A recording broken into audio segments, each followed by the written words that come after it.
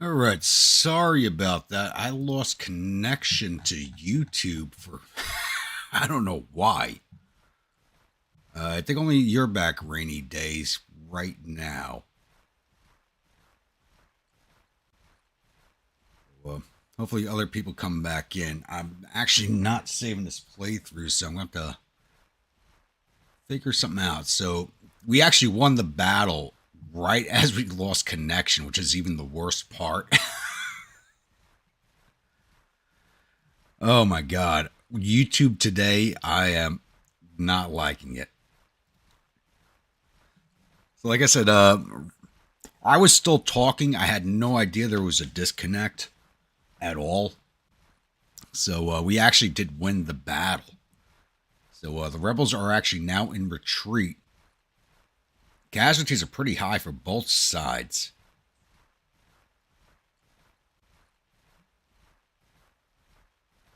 Yeah, it looks like YouTube does have issues this evening, and I'm not happy about that. I mean, no YouTuber is going to be happy about that whatsoever. No YouTuber is. With YouTube or this game in general.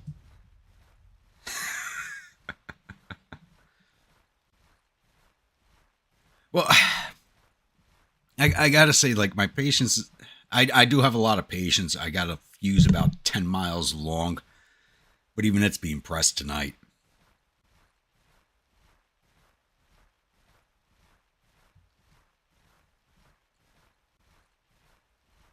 And we got 10 prestige from the brigade we just sent up here. They are capturing Groveton. So that should give us an extra 50 right there. But we're just waiting for this to roll off now. The rebels in retreat.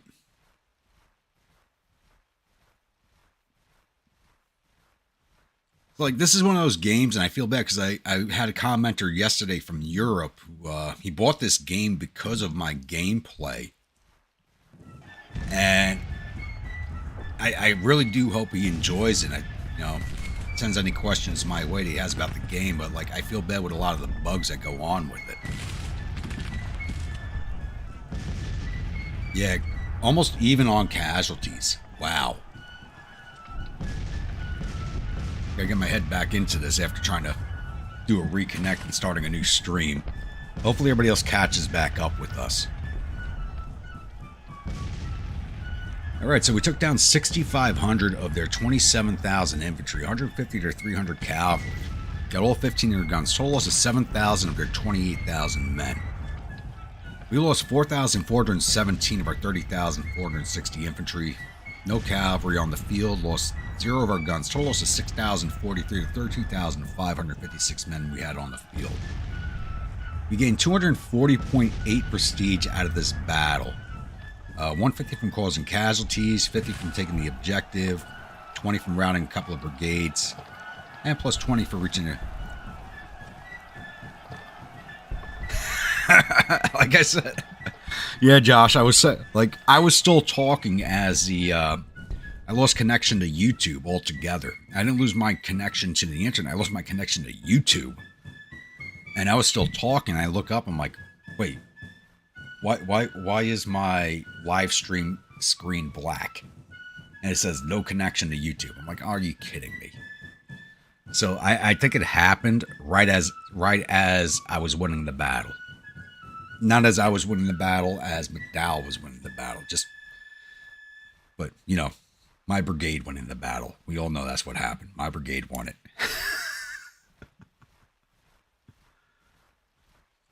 He was still moving all around, throwing major lead at multiple enemy. Good show. Yeah.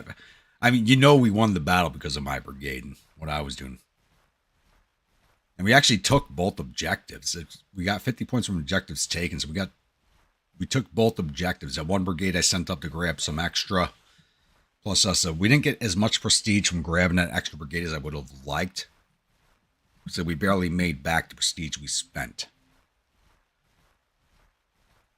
It's not a good prestige gain. Like I said, we spent prestige on that one brigade. It didn't get into the fight. I sent it up to take the other objective, which it did take, but that doesn't pay back what we spent on taking that brigade. Now, let's see how well we did.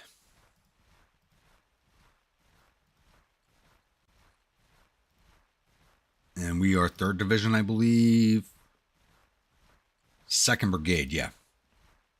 So we did 1,075 infantry, 120 cavalry. So we did 1,202 with our brigade. Not bad. Not the best showing in the world, but for the first battle of the war, not a bad showing. Actually, let's see if any rebel officers were lost. We wounded Beauregard. I think he was actually out riding in front of us.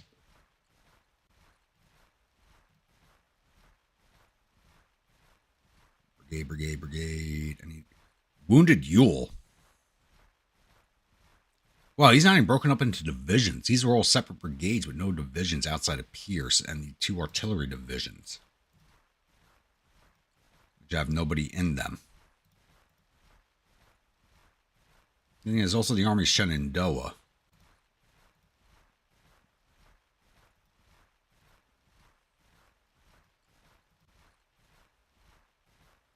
Yeah, they really haven't broken it down into divisions yet, so... I mean, we took Beauregard out. This is the start of the war. Their best commander is now out of action at the start of the war. That's a big grab for us. Let's get closed out of there. The poll ended at 78% for the St. Patrick Guard. So that is the name we were going to be going with. So because it's St. Patrick Guard, we're going to go with a green top and white pants for the brigade. Beauregard.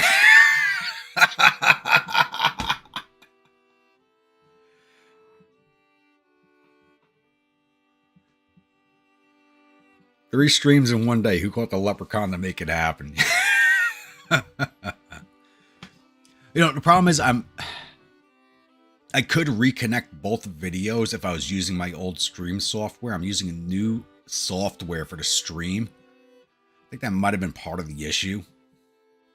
So it's not recording the stream. It's only doing it live. There's no recording of the stream. When the old software would record the entire stream, which was hell on my computer, which is why I switched. Because having a 6 hours of recording was hell on the memory. So went to the new software, but it doesn't record the stream now. So I actually have to download the videos off of YouTube to connect the both of them together. That's going to be a pain in the ass.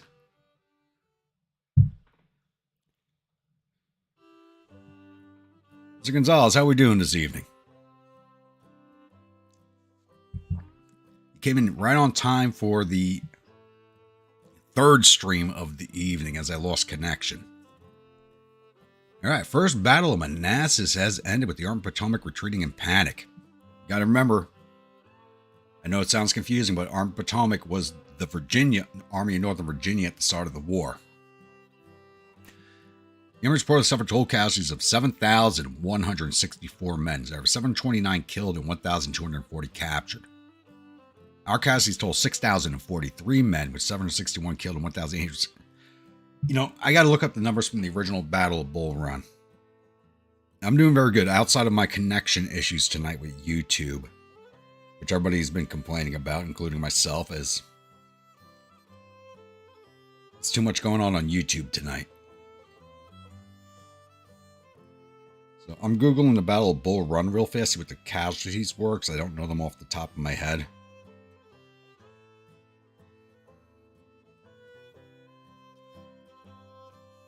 Oh yeah, we well exceeded what happened at the battle.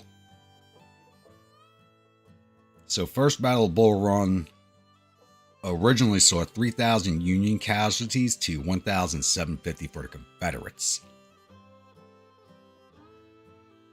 So, wow. This battle we did 7,164 to Confederates to our 6,043. So we basically doubled our casualties from the historical Battle of Bull Run. And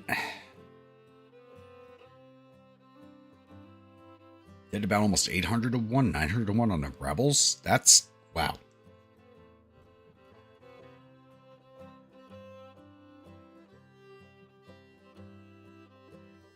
That Battle of Austin, oh my God. So I'm going to be renaming the division that held my right flank.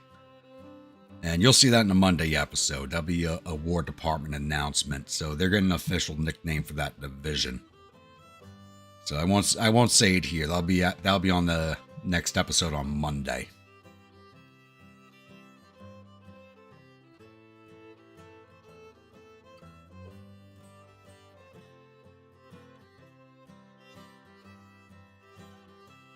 Let's get this battle rolled off so we can go take a look at our...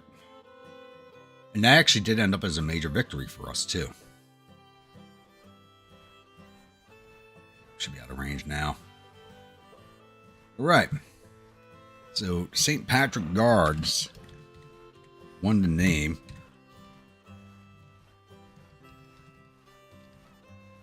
Though I honestly, I was kind of partial to the Armageddon Brigade. But St. Patrick Guards it is. So, we're going to go with some very good... And we are Zouave, so it works out. Olive green. No,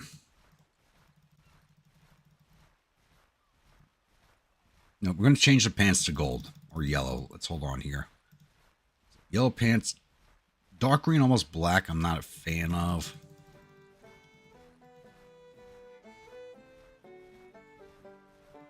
Field green. Or olive green. No, olive's too close to the yellow, so we'll go with field green. So the St. Patrick Guards. Oh, thank you for catching that.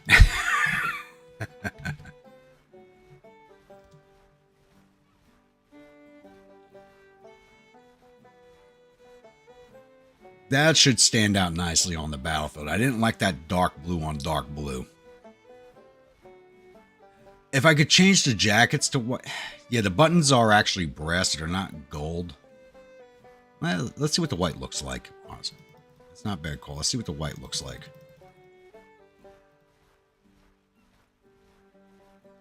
I'll be honest. I'm not too crazy about that. I'm not too crazy about that look.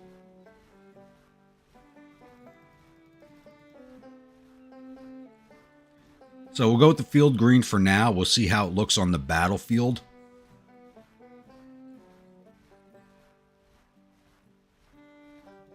And if this doesn't look good, we'll go to the white and yellow and see how that looks. All right. And we earned a better...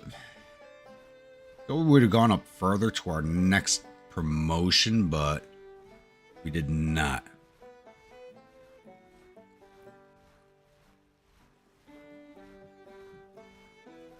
It's a matter of way it stands out on the map is how I'm looking at it, because I'm playing. I know how the color combinations look when on the battlefield compared to what you see on screen when you're doing it with the regiments. The colors look different.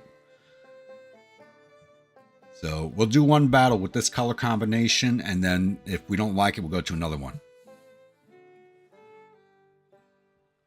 We're not hiding from anybody with bright yellow pants at all.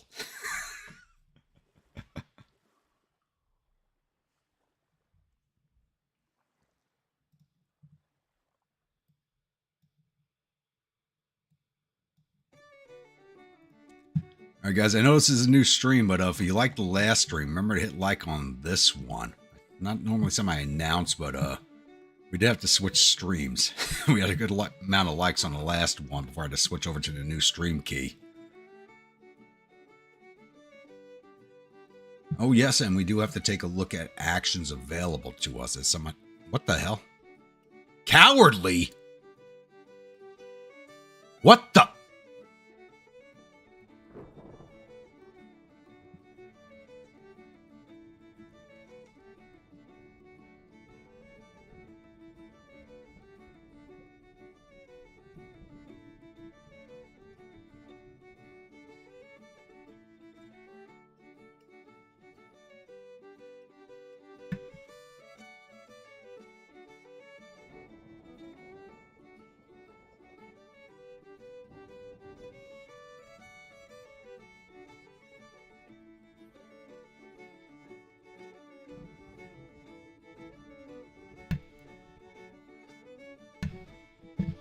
Sorry about that. I had to hit mute for a second there. I do have to bow down to the YouTube overlords. I just had to let loose a stream of curses. Considering what we just did in the last battle, the fact that we have cowardly is... What the fuck, game?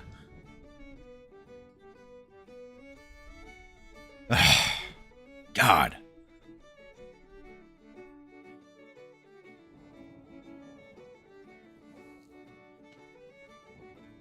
What?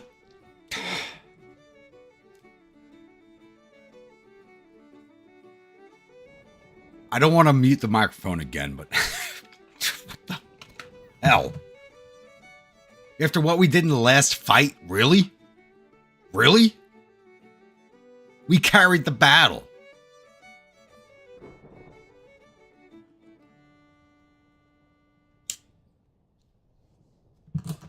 That is not cool. Everything we did, and we get called cowardly.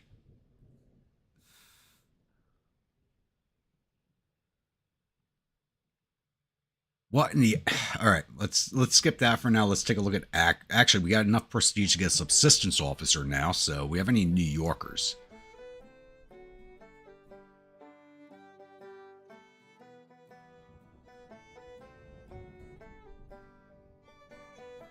A lot of Ohioans.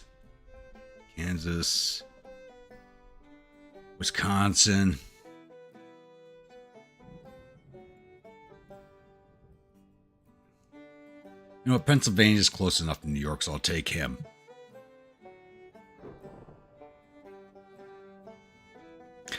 I can change it, but we should have not received that either. No, we didn't have that trait before the battle, Josh. That trait came up after the battle. That pisses me off. Oh my god. Oh. I didn't mean to do that. So, we got our subsistence officer now. Let's take a... And I can't take any actions. Awesome. So I have no money and no prestige. I got $11.51 prestige. Wow.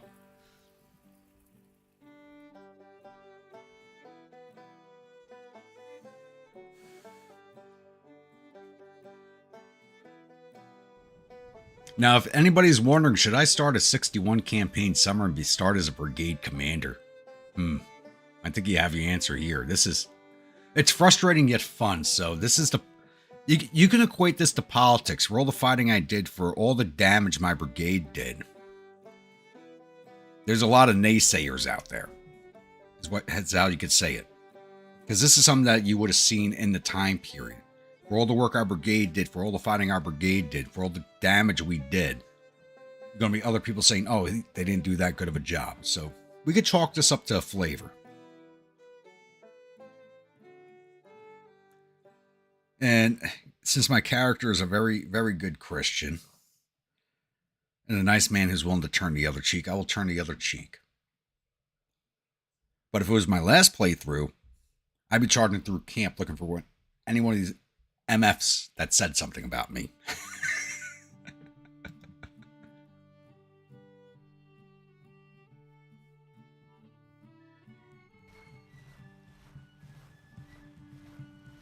Problem is, reputation is only earned by people who know you. Wider reputation is driven by people with good connections who know how to talk to people in newspapers, magazines, stuff like that. The soldiers may love you, but if you don't know the proper connections and people don't like you do, you're screwed.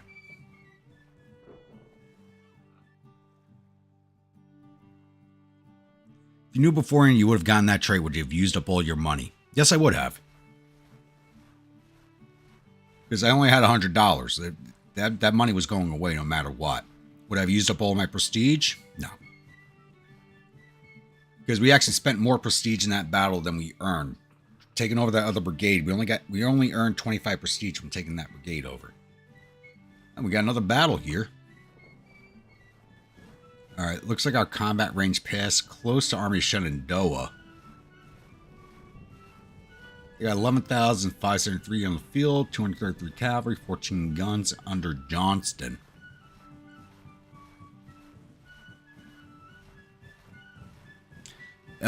That's exactly right. Actually, here on this side of the pond, it's actually the wrong regiment tie.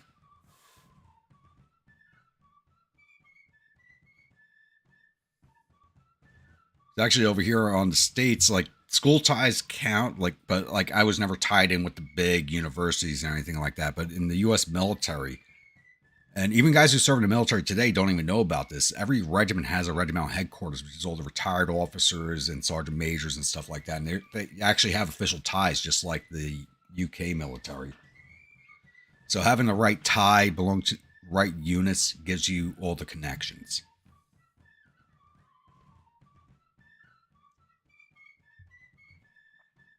And Patterson's leading this battle for us, so oh my god.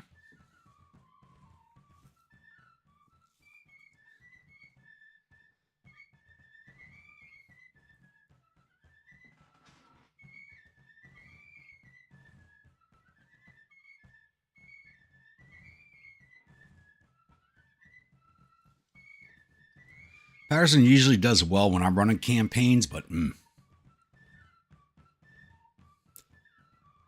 know what? You could talk a lot of crap about the old boy network, but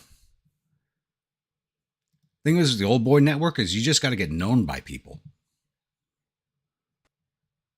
For all the crap that's talked about, I don't even think we're on the field.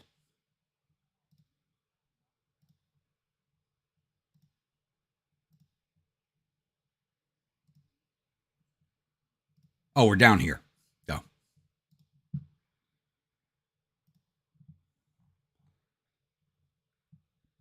We're close to the road. Just start our brigade heading down this way. Holy crap, we're down to 1,100 men. We started with 3,000 before the last battle. We're down to 1,100.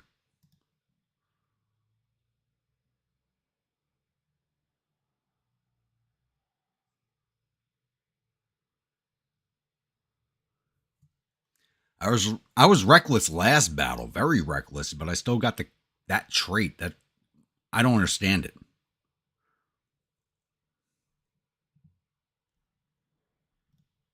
And my brigade was out front the entire time. So we're going to march down here on the old Warrington Turnpike up to this road here. I know the modern day route number. I don't know the name of it in this time period. And we're going to march on the town of Groveton, try and take that point.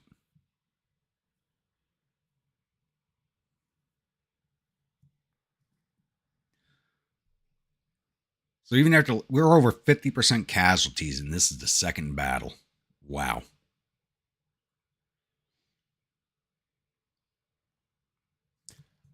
I only lost only 1,000. Yeah. We started with a full 3,000 men. Not even a month ago.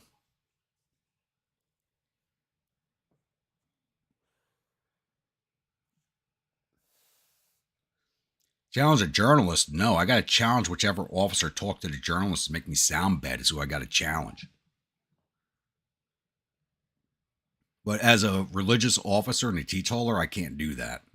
It'd be nice if it was an option in the game to challenge somebody to a duel.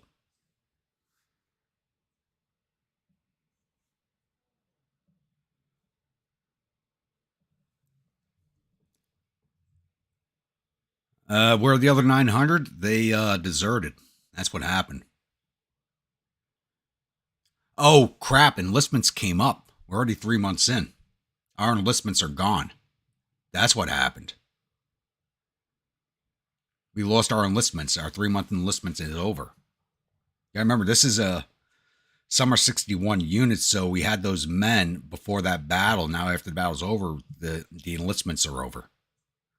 So these are guys who chose to stay.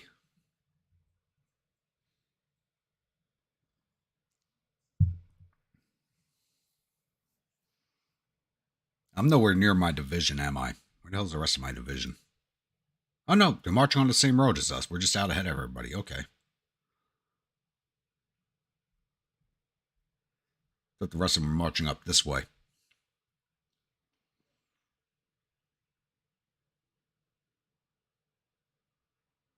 No, that's right, Burma's Ghost. You're 100% correct. But in this game, I think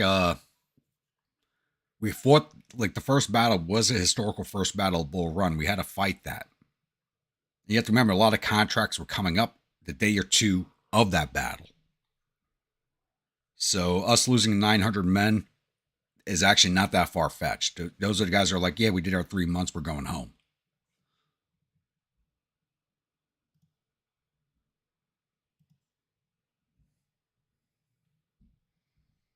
We're actually out in front of everybody over here.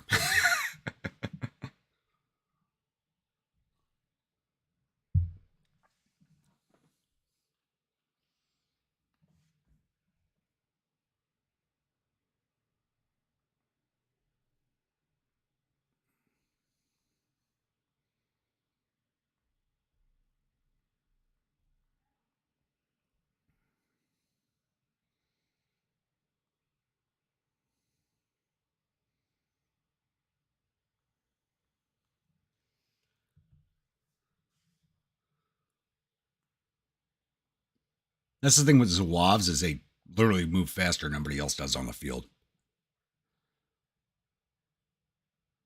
Guy might have actually was in front of me. Right now, I'm the frontline leader, so you have to be out behind the division commander.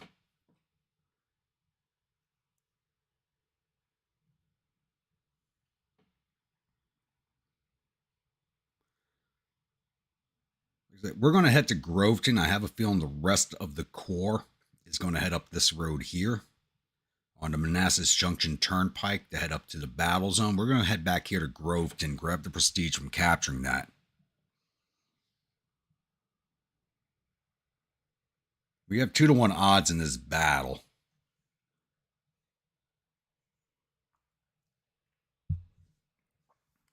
But after this battle, I'm going to request to send the unit home to pick up more troops, if there are any available in New York.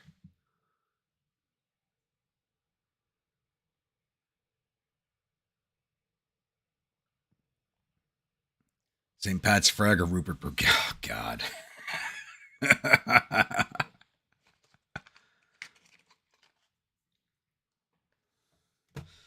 Oh, you know I'll still have a brigade at the end of the battle. But watch, there's going to be no rebels at the Matthews home, and they're all going to be at Groveton where I'm headed. Place your bets on that one. How much you want to bet they're all at Groveton and not up at the Matthews house?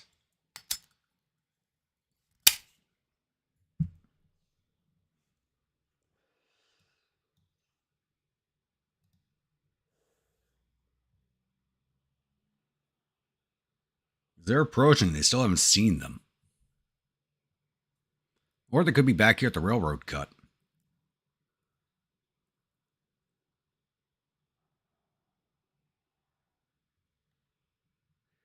New Amsterdam can handle losses.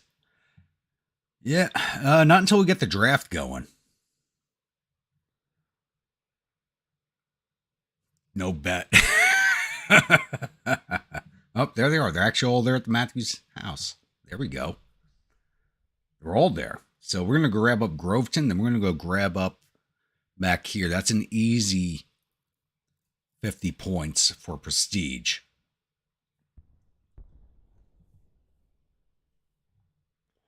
And then we'll march on the rear.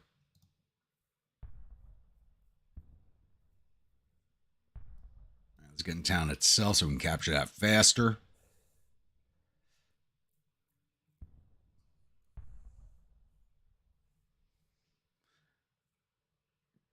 Now, I want to say easy prestige, but look how fast our forces will take some heavy casualties, and it'll be me coming in on the rear and flank again.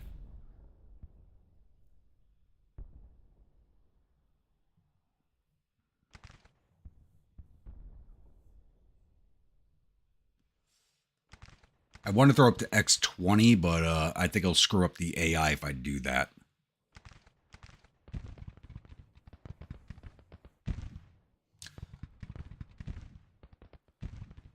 think these uniforms look good. This is the olive green and yellow. I'll switch it to white and yellow after this, but I think this combination doesn't look too bad on the battle map.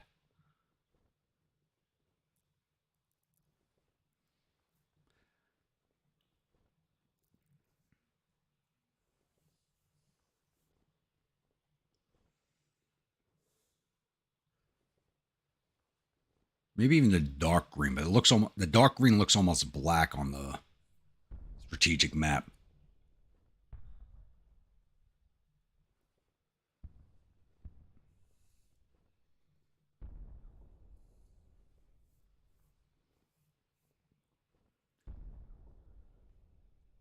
Well, no one's at the railroad cut. They're all up here.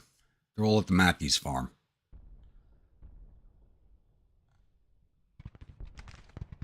So once we take the railroad cut, we'll come down this road here and take this hill right here and attack this direction.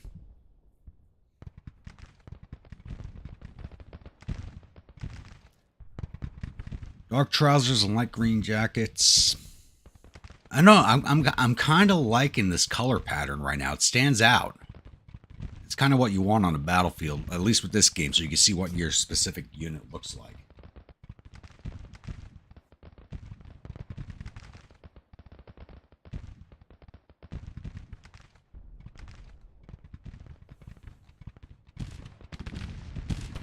Actually, it looks like we're rolling up their flank already.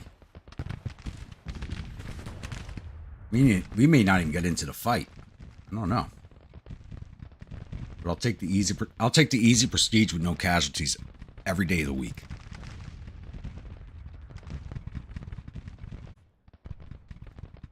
One of the uniforms that was proposed for the 69th, we have a copy of it at the 69th Regiment Armory, was a dark green jacket with sky blue pants. Was the original thought for the uniforms for the 69th, which we didn't go with. We went with the Union color, with the Union standard colors, in order to honestly prevent racism at the time.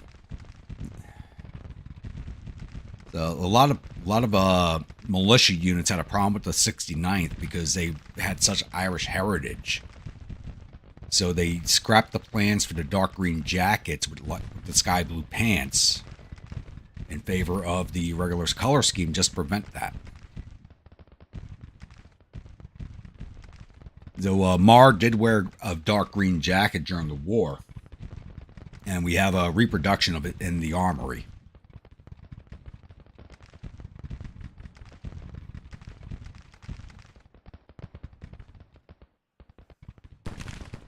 I don't even know if I'm going to get in this fight. We're already taking Matthews Hill, and Rebs are retreating. But we're earning more prestige now than if we actually got into the fight and just caused casualties.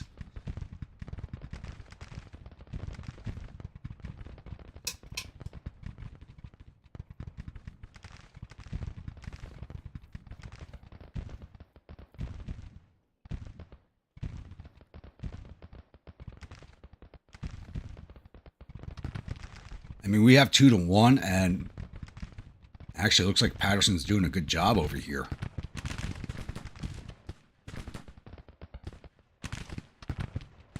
I'll be honest, it's actually one of the better attack patterns I've actually seen recently. It's actually not that bad.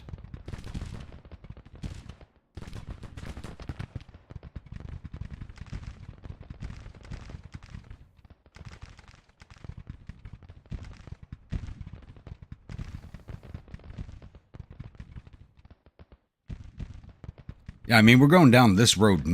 I was planning on taking this road. No, we're still going to take this road because the majority of the forces are still here. And our attacking force is here, so we'll just be in the rear, ready to receive anything.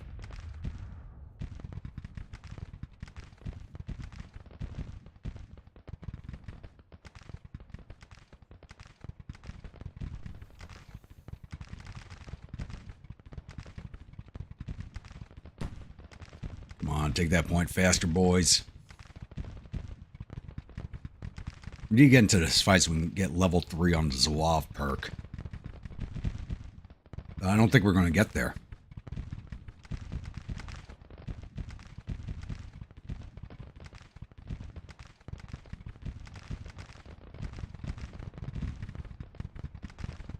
About halfway to taking the point. All right, that battery is reformed, so we can go grab these guys. Oh, it's a detachment. Not really worth going after. Well, the unit is Zouave, so I can run the brigade with no problem. They won't lose their rested status too fast. Oh, that brigade's reforming, so we can go after them.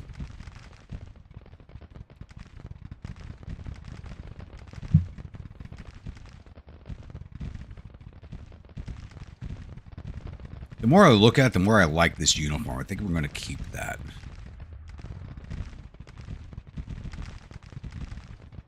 We got a full brigade right behind us. We're going to go after that full brigade. There we go. And they're retreating. Of course. Let's see if we can get some shots in.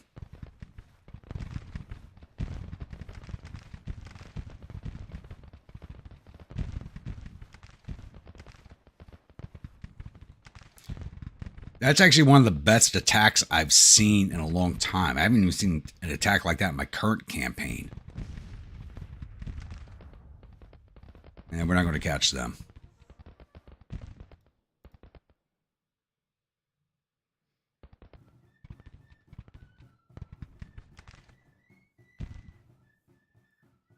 I'll be honest, we've seen attacks like this in my currently running campaign. Holy crap. I would have, like the Battle of Austin, where one division held off that entire corps. We've seen an attack like this, it would have been done.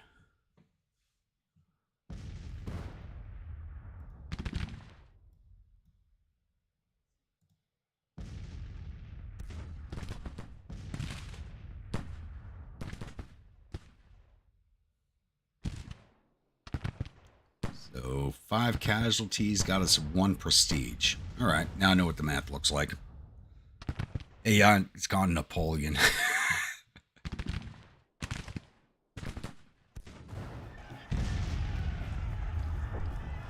Almost even on casualties, though. But that's what you should expect when you're attacking an army going up against a defensive army. You should be taking higher casualties. So the rebels lost 1,800 or 13,000 men, 80 their 250 cavalry, all 20 of their guns. Total loss of 2,100 or 14,000 men. We lost 1,713 of our 36,105 infantry, 6 of our 36 guns. Total loss of 1,767 of 36,683 on the field. I think we should have taken higher casualties, but Patterson did a good job on this attack. We only gained 77, called 78, 77.9, so we called 78 prestige out of the battle. I'm not even going to go over the reports for this one. We weren't in the fight.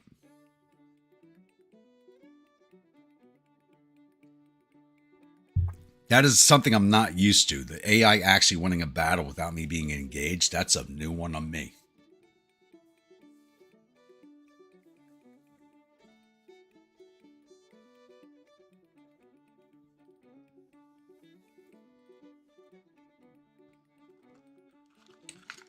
And Heintzelman became famous out of that fight. No, he is not. He's commanding the Department of Pennsylvania. We are part of the Army of Northeastern Virginia. So, totally different command. Though his command initiated the battle, so he had command of the battle. We're in McDowell's Army of Northeastern Virginia.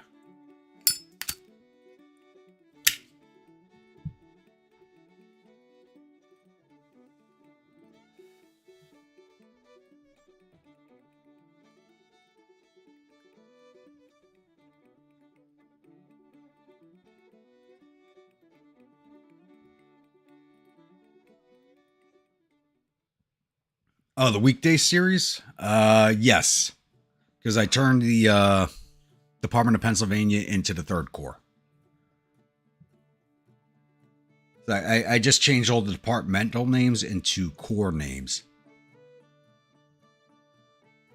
All right, not much to look at after that battle.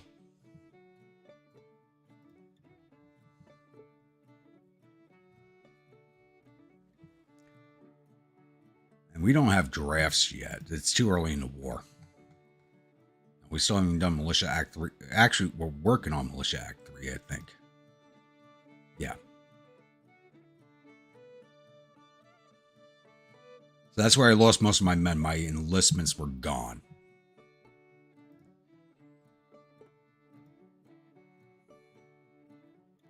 So I'm not going to change the uniform colors because I kind of liked how it looked on the map. I thought that was a good look on the map.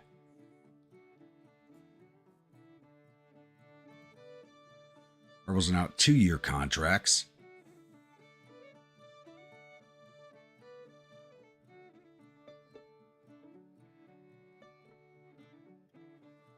Now Catherine Furnace, really? Real life, 1861, we would not be a Catherine Furnace. Where the hell are we going? Oh. And towards another fight.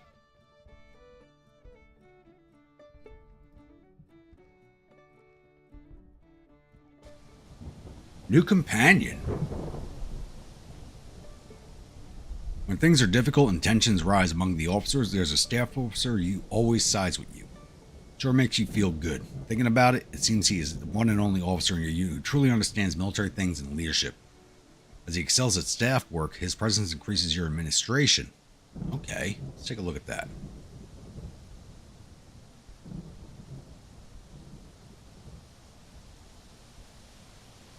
Well, that is true, Bremer's Ghost, but that's how the U.S. military ran up until this war. That's the old militiaman system. Let's take a look real fast at our headquarters. We got a new companion. Didn't say what he's called when you look at that. Conforming staffer. I don't think I like that. Don't you just hate when other officers disagree with you and make you feel unsure about yourself? Well, not this staff officer. He actually understands important military matters, especially when you bring them up. Agreeing with you every time. Oh my god, I got a fucking brown noser on my staff. Very good, sir. I would not have said it better myself. A fucking brown noser. Oh my god. I'm not McClellan. I don't need brown nosers.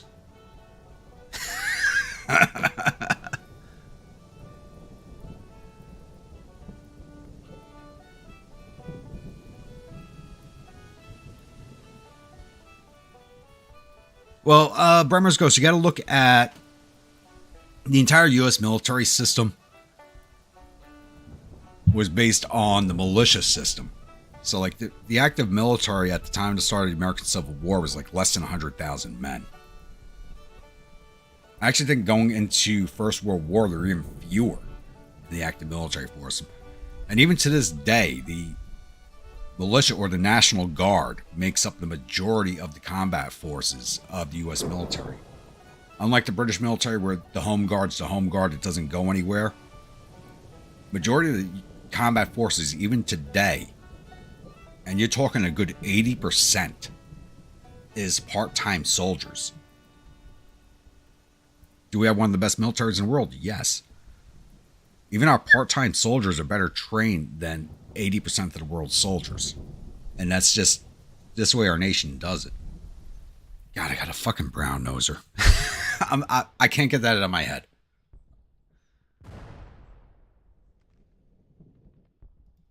So we moved into a siege. Oh, we just won it. Okay. Our unit's now down to the red.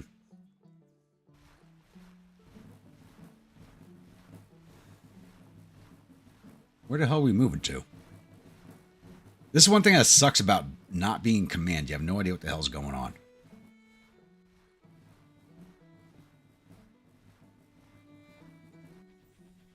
It says, I ordered units to march, but we didn't order shit.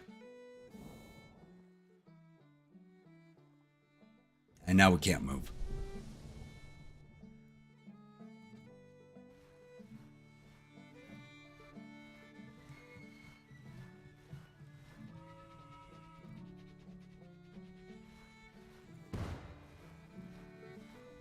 Improved self-esteem. This is a new one on me. You have a bad tendency to feel uncertain of yourself, especially in company of other officers. Good thing you have a friend in the form of the conforming staffer. Needs to be turned into brown noser. Always finds a way to boost your self-esteem.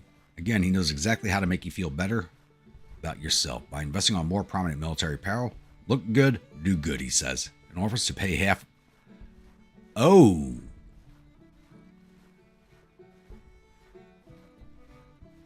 He's willing to pay half of what I order from the tailor.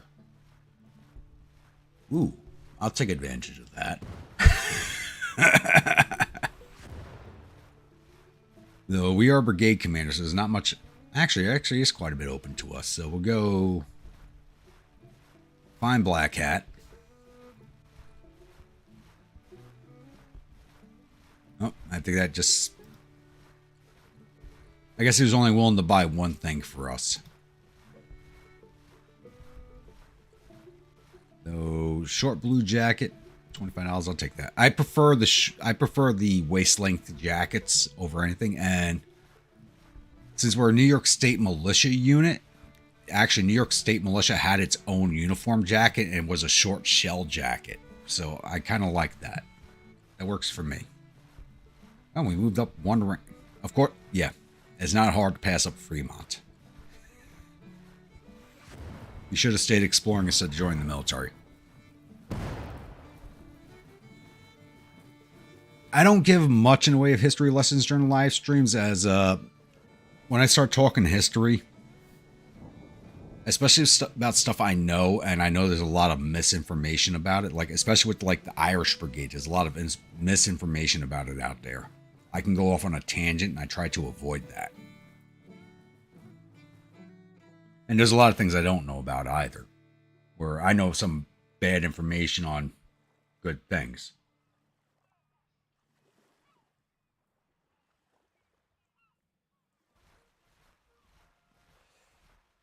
Well, no Grant-style long coat for me. Well, Grant wore a private's uniform.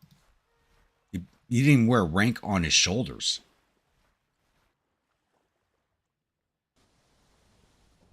So, and the frock coat he's known for wearing, and you'll see with like reenactors and stuff today, is that long.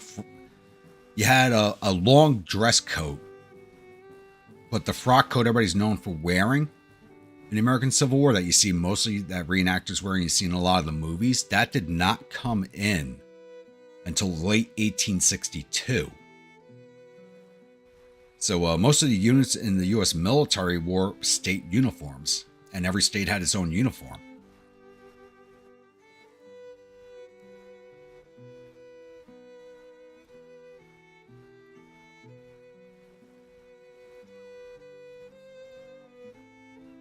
I don't think it's the fact that Grant didn't care about his uniform. It's more the fact that he didn't have the money. You have to remember, he did not become wealthy until after the war. And even after the war, he was never wealthy, as he was very, he was bamboozled a lot. I hate to say, he was taken advantage of. He's a very nice man, had a big heart, and people took advantage of that. The man never had a lot of money, so I don't think he could have afforded. The U.S. military did not issue uniforms, even today, to officers. They have to pay for it out of pocket. So it's just a matter of him not being able to afford the uniform, if anything.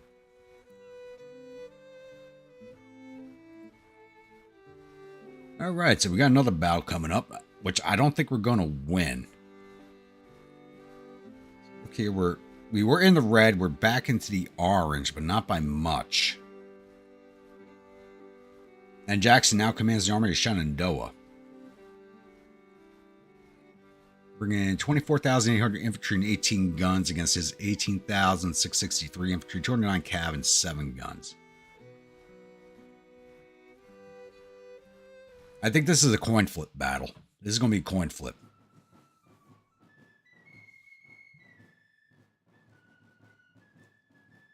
But going back to what I was saying about Grant, like I said, The guy never had a lot of money. He may have wanted a better uniform, but he had to spend all of his money on his family. The man's wages were just his military wages, and that was it.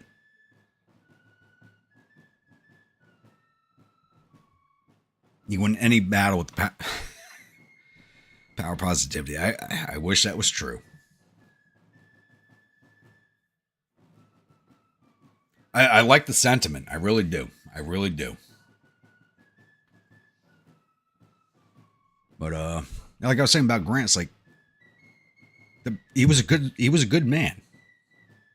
A lot of naysayers, but the man had a big heart, and they took advantage of that heavily, very heavily. And crap, I loaned it out. Have anybody seen the History Channel series on General Grant that was based off the book? I lent the book out, so I don't have it on hand, so I can't remember the title exactly. The recent biography on him, which they did the History Channel series on, is extremely good. I honestly could not put it down. It's a few years old now, but one of the best biographies I've ever read. And I highly suggest everybody reads it. All right, same map, once again at Bull Run. But now we are attacking Newmarket and Sudley Road and the road to McLean. So we got to take 2 hilltops. That's not cool.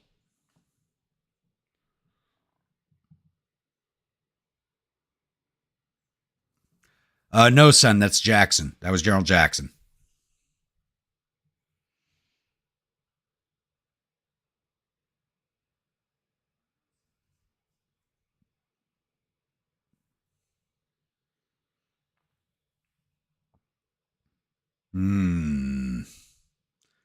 We're right here on the left flank, but I want to cross here, come down this road. Let me issue the orders before we hit play. Can I?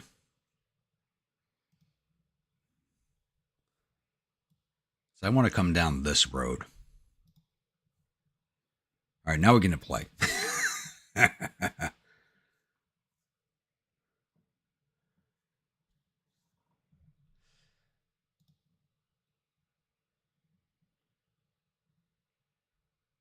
I would have hated to have been on that picket and shot him. I would have hated myself for the rest of the war.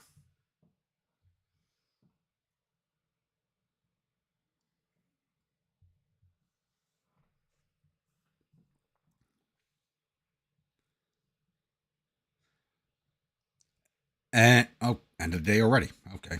I didn't look at the time. So, I don't think Jackson died of his wounds. He died from the doctors poking their fingers in the wounds because they didn't understand medicine as we do today when it comes to disease. That was actually a big thing during the war. So our understanding of disease today is not what it was at that time period.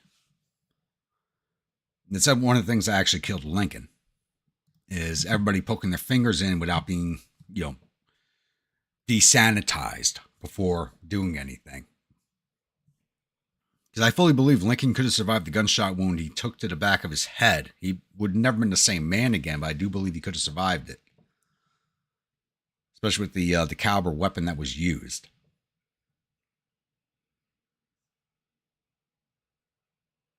Sepsis and pneumonia, you're correct.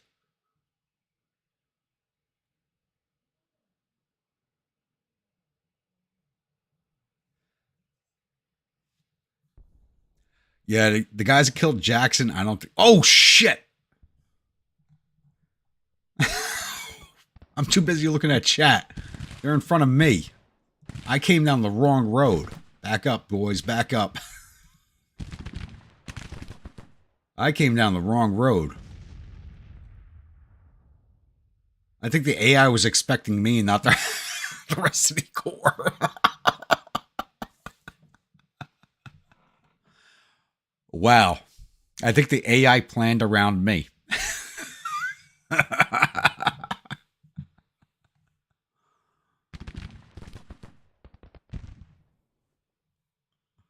I'm too busy looking at chat, got the game running too fast, and look what happens. We have the entrenchments in front of us with the entire damn army in front of us.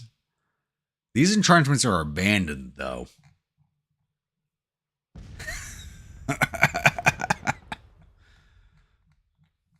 I think you could safely say the AI planned around me.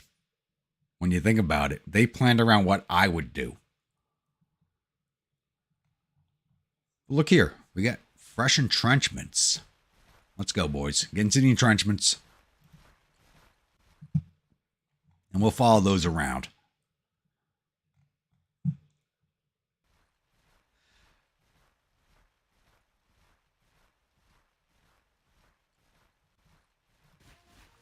Sleeping. I wasn't sleeping at the saddle. It was more like texting and driving, or texting in game is what I was doing. So I'm reading texts and not looking at the game.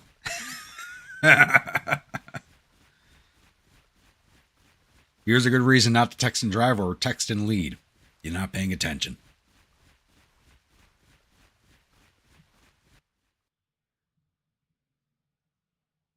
Let's bump that speed back up. Holy. Oh, they want me. Okay, let's get back across the creek. Back across Bull Run, boys. Get back across the run.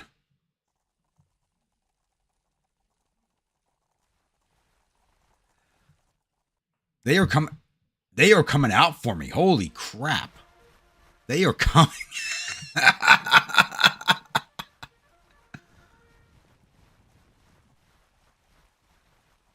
Get back across the creek, boys. Let's go. Double time.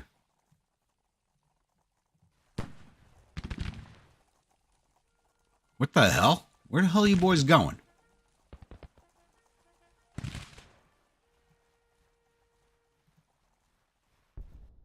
What the hell is going on here?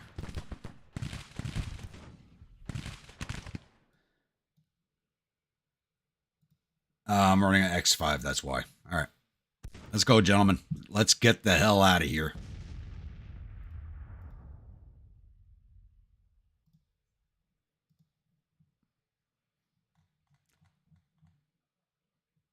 Well, at least we know the army's going to take these up. They might take the other two objectives. Don't run, they want to fight. Yeah, I want to fight too, but not against that. I'm all about rough odds, but one brigade against the entire army, not happening.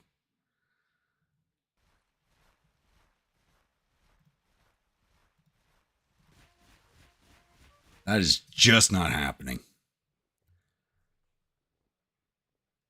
3-1 odds, 4-1 odds, 5-1 odds. I'll take those. But yeah, not this time. You're talking about 20,000 men against my 1,000. Glory is not the same thing as martyrdom. You are correct. Nobody ever wants to be a martyr.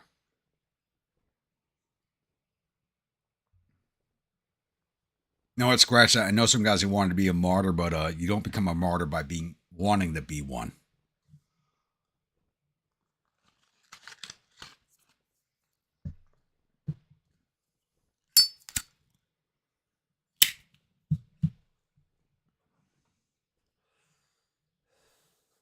They reshifted their entire army to face my brigade.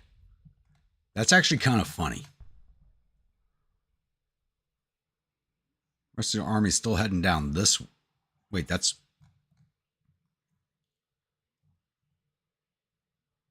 Wow, that objective is worth 0. Look at that. I've never seen that before. I don't know if you can see it on your screens, but that says 0 inside that shield.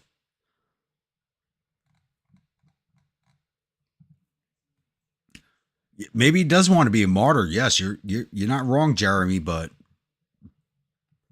in actuality, martyrs, there's nobody who's become a martyr that wanted to be one. Because usually they do something so stupid that they can't be named one.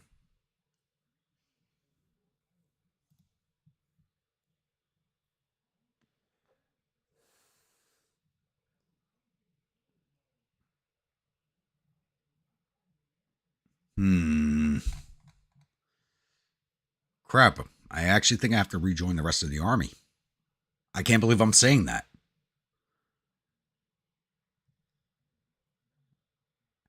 The Rebel General, oh shit, it's Colonel Grumpy and the St. Patrick Guards redeploy quickly.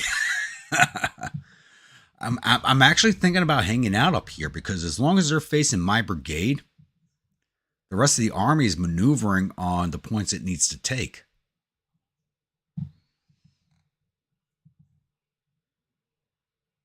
Yeah, we're going to do that. We're going to come back up this way, recross Bull Run, and get into the entrenchments over here. That's exactly what we're going to do. We're going to martyr these men.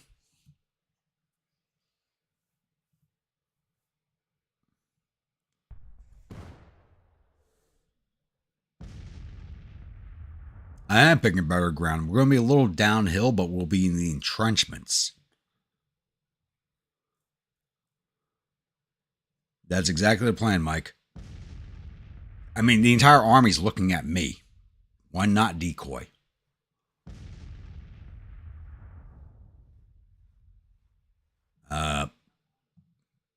Yeah, maybe not.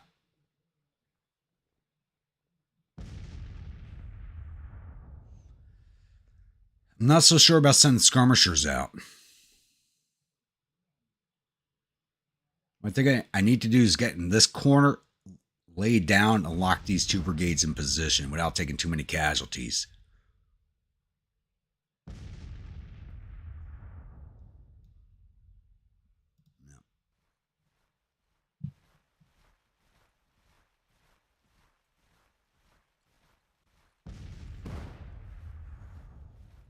We've already taken 81 casualties. Where's the rest of the army? You boys march slow. Get up there faster.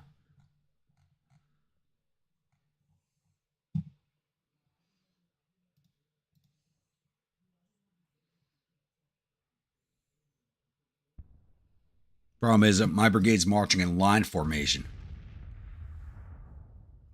Actually, yes, I become KIA, this campaign's over. You can become KIA.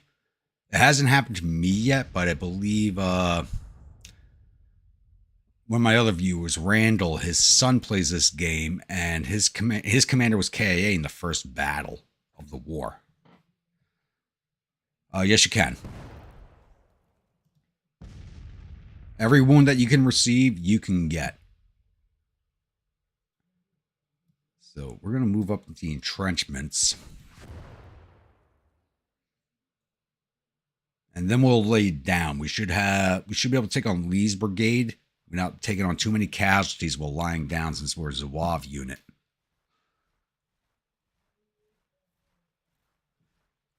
Well, in my other live stream, which ended before this one, I was wounded 3 times, I think. Yep, we got the full green. There we go. Lay down, boys. I think they're just out of range. No. Yeah, we got to stand up to shoot. So we're going to move to here. Laying down, they were just out of range, so we got to move up closer.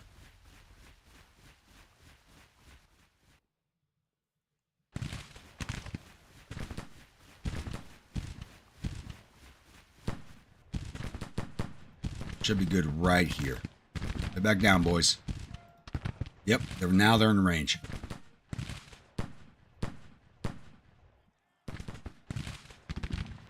We're not going to win against this brigade. That's a full brigade. Yeah, 2,600 men. We're already 160 casualties. How's the rest of the army look?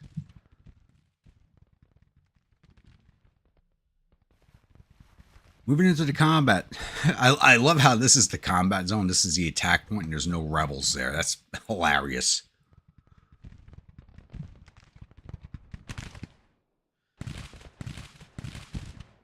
And my brigade's getting ready to break.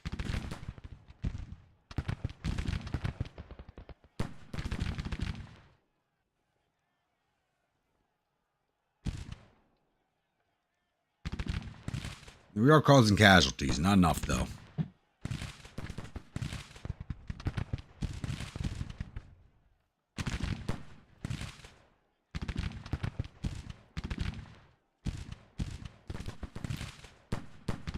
St. Pat's Gherkin Guards, oh.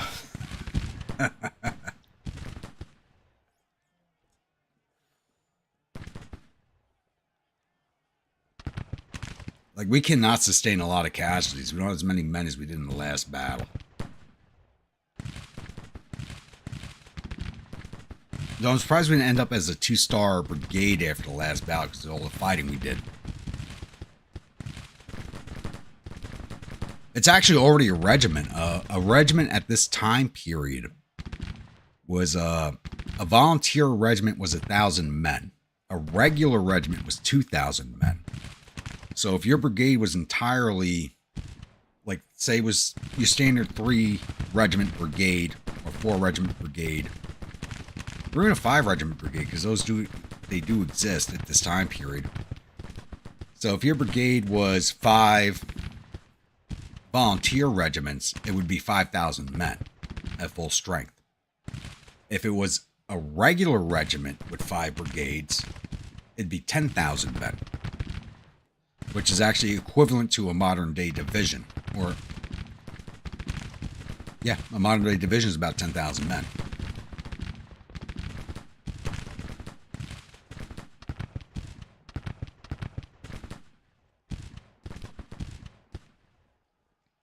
So, in this time period, regular regiment, if you see, like, references to a battalion of this regiment, or battalion of that regiment, a battalion for a regular regiment was 1,000 men. For a volunteer regiment, it was 500 men.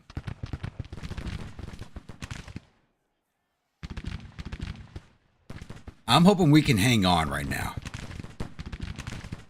Not by the time the Rebs moves, by the time the rest of our army moves. They're just massing up over here. And not even taking the objective point. So we're going to get seen off. There's no ifs, ands, or buts about it. But we almost got the casualty numbers evened out. I want to cause as many casualties as we've taken so far. And we're almost there. We're not going to see this brigade off. They're too strong.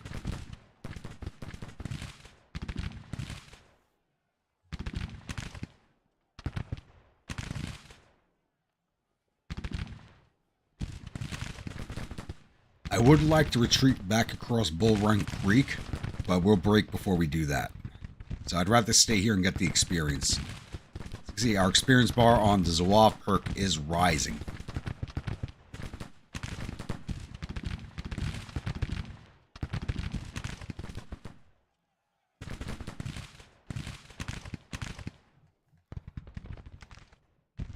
Looks like we got a few fresh viewers here, so the entire Rebel army is here.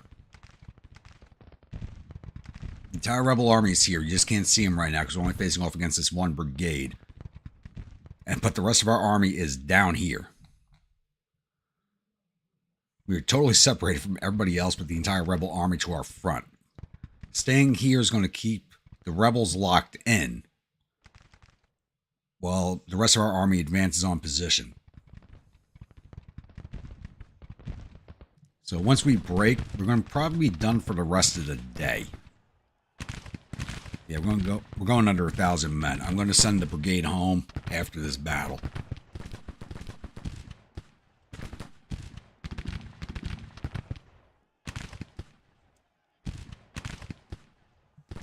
Yeah, it'd be nice if I commanded a division, I would have something, but I have nothing right now.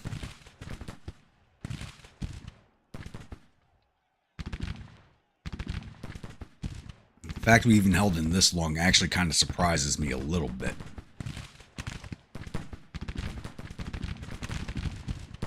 So casualty-wise, we're causing more than we're inflicting more than we're taking, but not by much.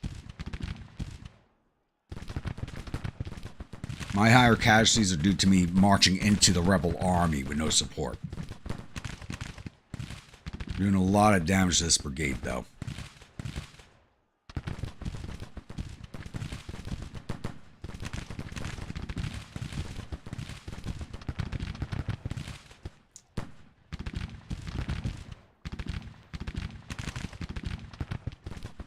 And I've been wounded. You've received a severe leg wound from shrapnel or musket ball. While recovering, your ability to command is impaired. Alright, so I am wounded. Thankfully, unlike the main campaign, I won't lose command of my brigade.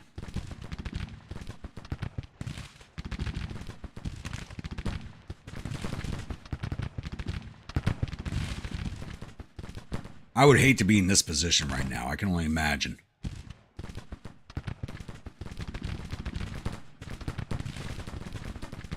The biggest reenactment ever took place in was the 150th Fredericksburg reenactment. And I was playing the Irish Brigade attacking the wall, and oh my god.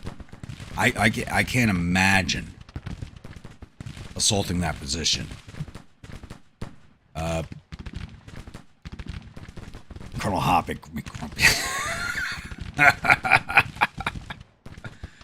But, yeah, if you will look up videos on YouTube for the 150th anniversary of Fredericksburg and the assault on the wall, I was in that video myself. I could point myself out if I was watching it alongside of you.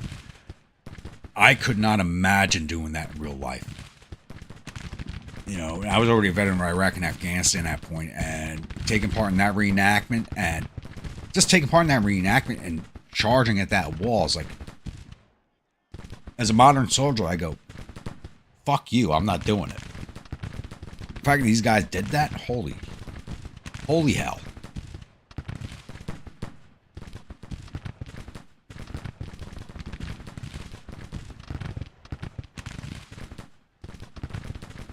You missed the first Battle of Bull Run, but the stream cut off right towards the end of it. So you didn't miss much, Donald. Right now, my brigade is facing the entire... You can't see them right now, but the entire Confederate army is here. Well, the rest of my army's over here. So, yeah, my brigade's facing off against the Rebs alone.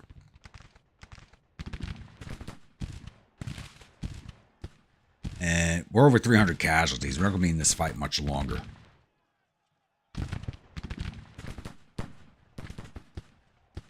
But we put them over 450, so we're definitely doing better than they are. But they could take the casualties. We can't. Even at 450, that's not much on their loss resilience. They still have 2,300 men in that brigade. We're now below 900.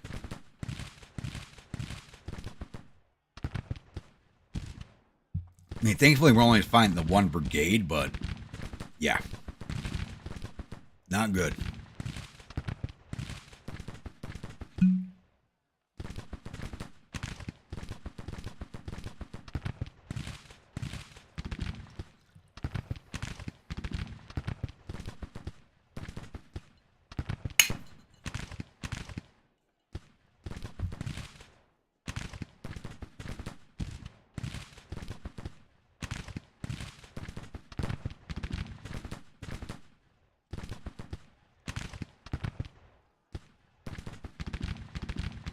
Yeah, that's right. I forgot about that. This is the third stream of the day because we won the first one, amazingly enough.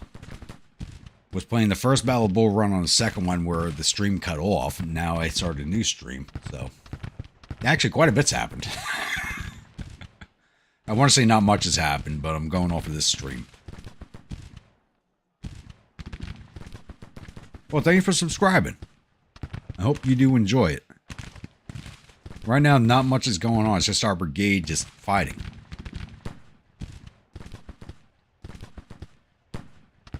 Just to let you know, not during the live streams, but during the regular campaigns, if you'd like a brigade in one of my armies, let me know on the video comments on the regular campaigns, and I'll put a unit in for you.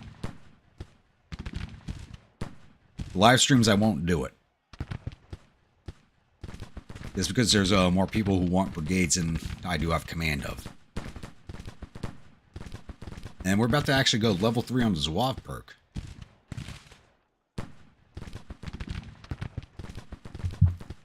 There we go. I can't pick a flag out because we already have one. But we're now level 3 Zouaves. Zouave 3. Men in this unit are expert light infantry soldiers drilled according to Chaucer and period tactics of the postum nastique. Allows running. Fatigue effects minus 50%.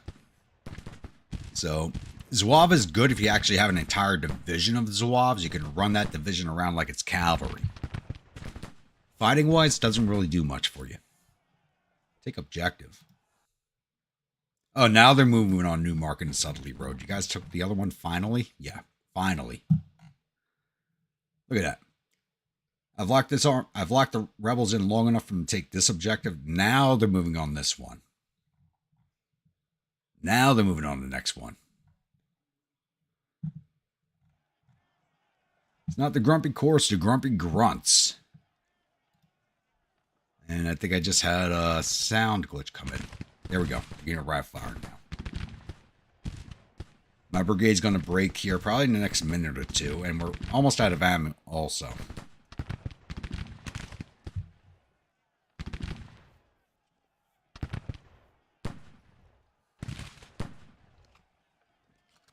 Well, if you read the historical accounts of Zouaves, you say Zouave triathletes, was actually not that far off. So the Zouaves actually had a lot of athletic men in the ranks prior to the war.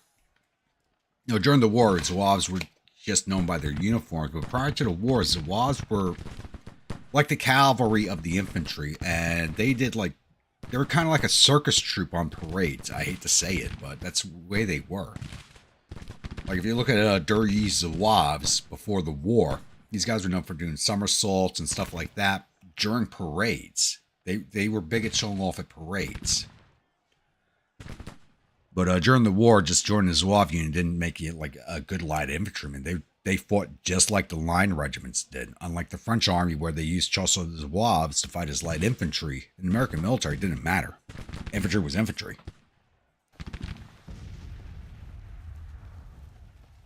And there they go. I was wondering when we were going to break. Almost 500 casualties. We're now at 753 men in the brigade. All right, let's go up to X20. Let's see where our brigade runs to.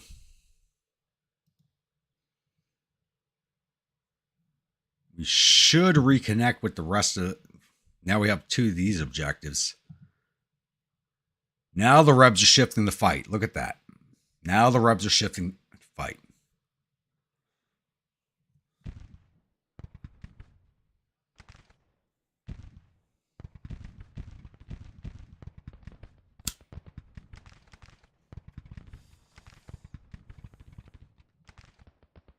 Where'd my brigade go? I just lost it.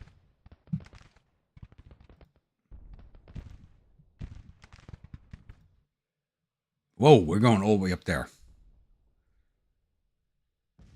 Oh, don't leave the field. Don't leave the field. Don't do it. No, don't.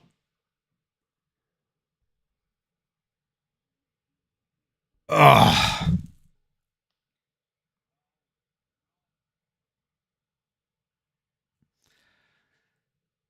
Damn it.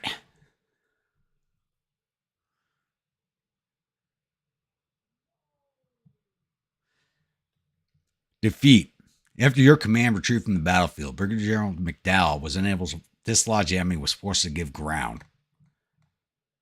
While you were attempting to rally your battered men in the rear, a stream of tired men carrying a lame retreat past your position, delivering devastating news. With spirits low, you joined the retreating column with your men. This is actually something I hate. We were winning this fight just because my brigade left the field. Should have not meant a loss.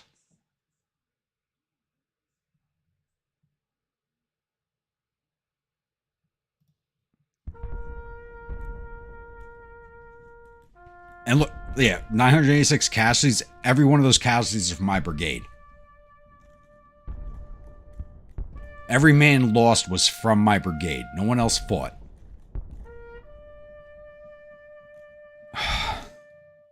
God, that hurts. Like I said, this is one of my problems with the DLC. Your unit leaves the field, the battle's lost. We were winning that fight.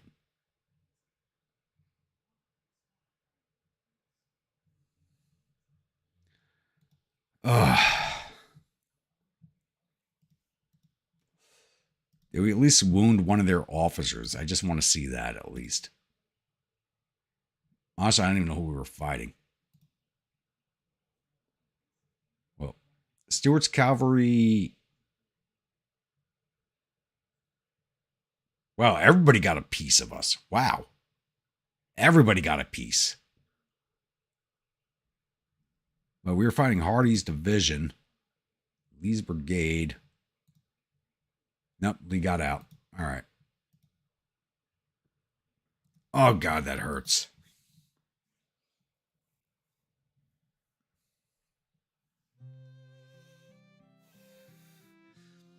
I could take a vacation when I'm dead for any day. Then again, my avatar is wounded, so you can say he's taking a vacation right now.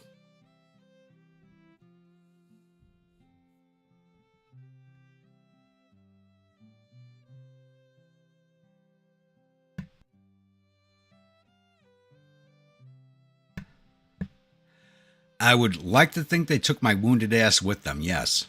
I would like to think so. I wasn't listed as missing, so they didn't capture me.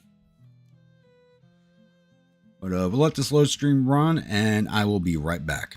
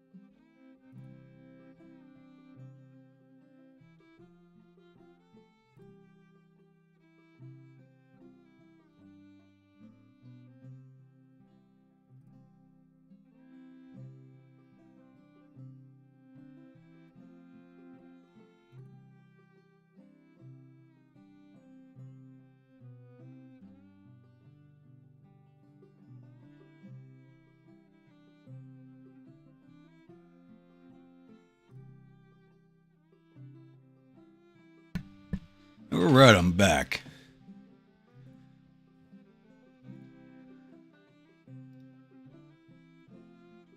And we did lose that battle because my brigade was the linchpin of the entire army. Let's get this rolled off. South Philadelphia.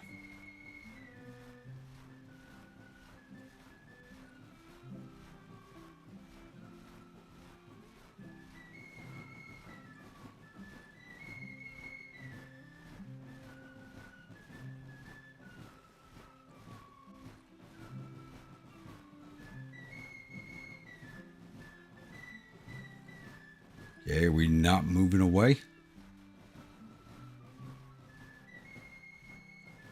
There we go.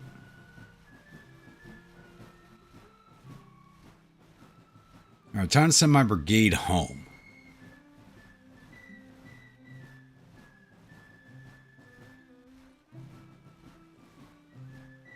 I need 1,934. There's 1,917 available. Let's go.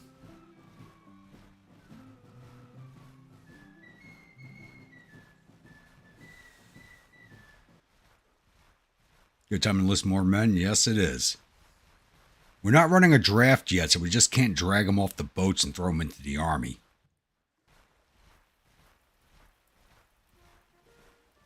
We're not there yet, Josh. Like I said, we got to get drafts running. We're still early war. We actually haven't even done Militia Act 4 yet, which is what we're working on. So there should be just enough recruits in New York to strengthen up the brigade, and that's about it.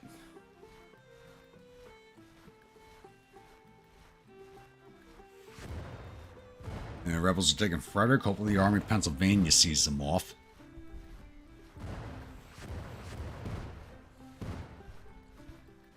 Imagine having to march straight off the boat before getting lang legs beneath you. Yeah. I mean, if you're going off the movie gangs in New York, it was like that, but not like that. They'd give you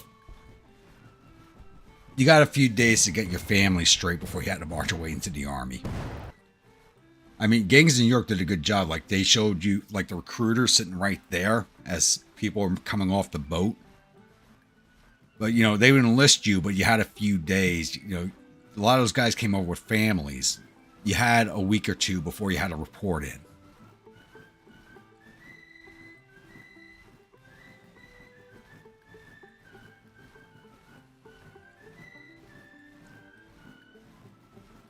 Actually, how long is my brigade going to be gone?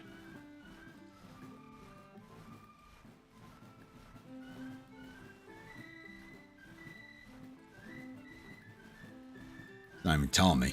Oh, 44 days we're going to be out. Basically, yeah, we're going to be going to winter quarters before they're back.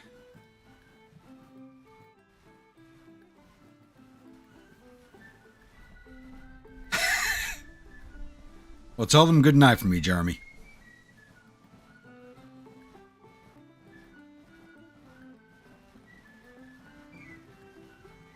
We had to send Silver Tongue guy talking joining. Yeah, you did.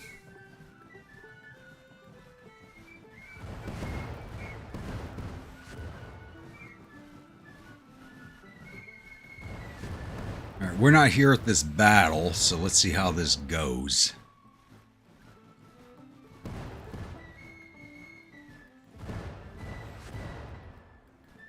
Alright, we won that one.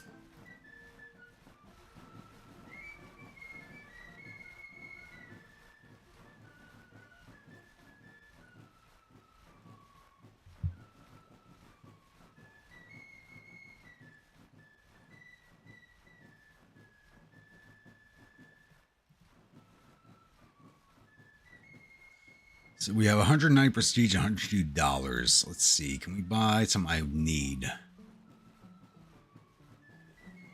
Spyglass would be nice. I would increase my initiative.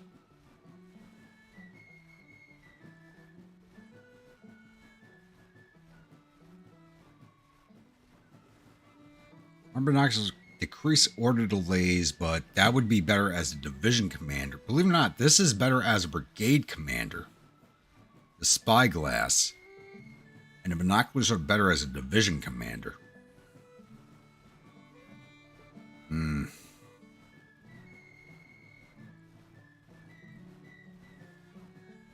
Oh, wow. I've never seen that before. Look at that. It actually shows my leg wound on the picture right here. I've never noticed that before.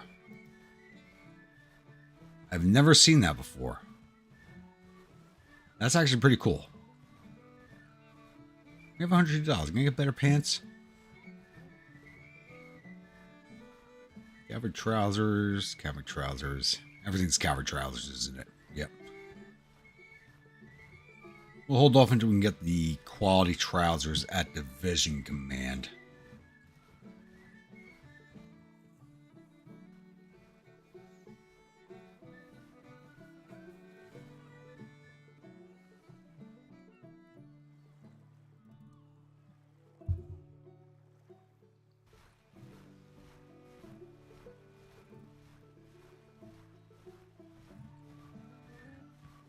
City Major General Patterson's Department of Pennsylvania is intercepting enemy units near Frederick. Oh, they are whoa. They're already in Pennsylvania. Yeah, see them off. Get rid of them. It's too early in the war for that. And that was actually Gettysburg.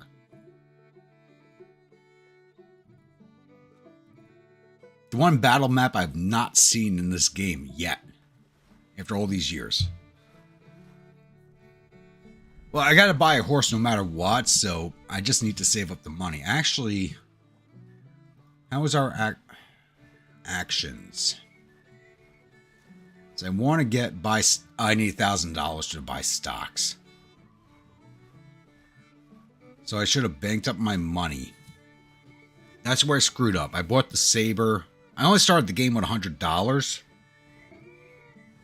But I should have saved that $100. Because buying stocks gives us $1,100 a year.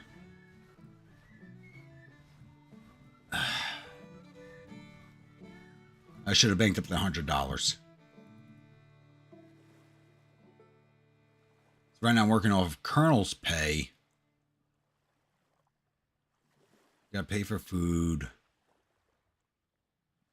Yeah. It's gonna take me a while to get up there.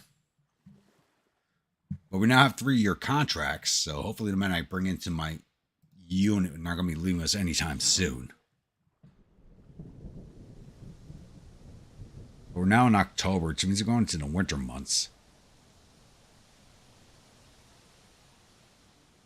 Back up to 1,400 men. Be back in 24 days. But it's a winter camp. Now we're in the winter season.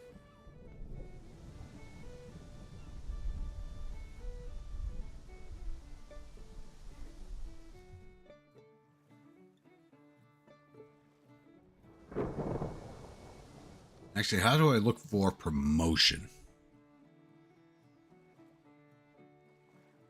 29% of the way to Brigadier General.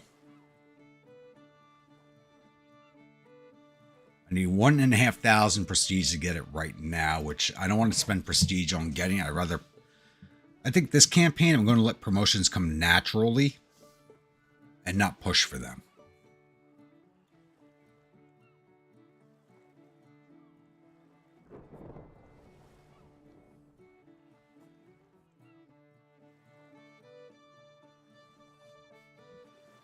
Now we're in the winter, so into the boring period. I hate to say it. We're into the boring period.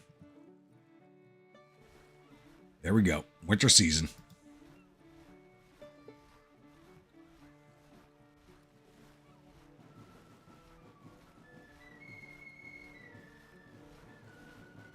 It's winter season and we're marching on Alexandria.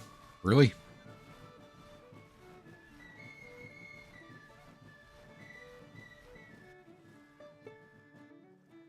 You know what? It worked.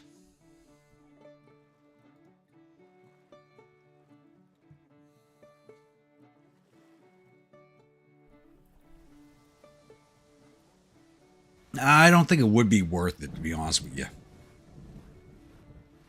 As long as you have at least 2,000 men when he comes back.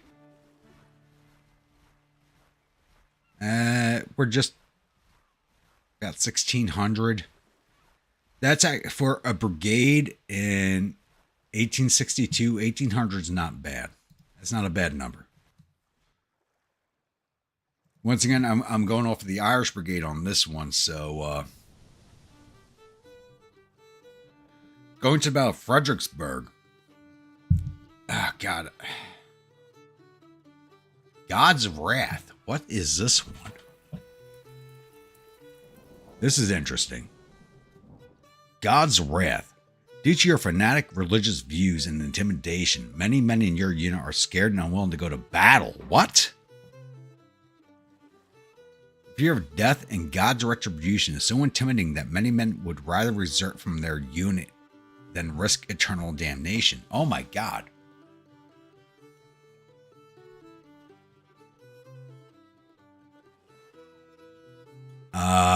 That is actually the complete opposite of what I was going for. This unit should be so religious that they should be willing to die for God. This is the exact opposite of what we were going for. What the?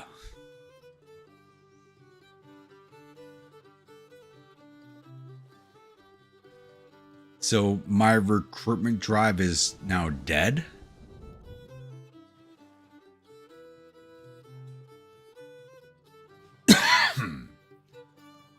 Well, I'm back in the army with 1,500. Yeah, I lost a lot of men. I should have been around 2,000. I lost almost 500 men.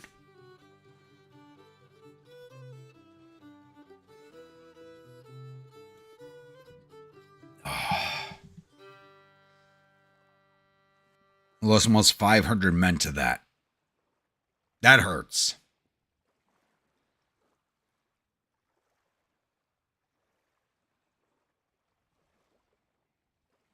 The fire in the book talk has backfired. Yes, it has. But I base it on the leg wound is healed without leaving a permanent disability. That's actually not that bad. All right. So we're in winter season. So yes, I'm going to send my brigade home a second time. Considering I'm too religious for people to hang out with us. So home again we go. For 48 days. I'll take us through a good chunk of the winter.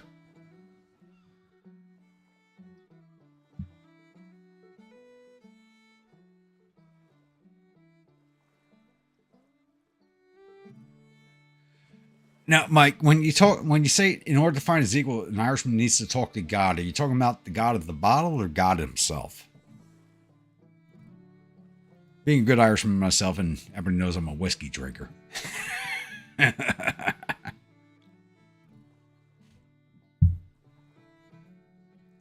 Speaking of which, I've actually killed half a bottle of whiskey during this stream.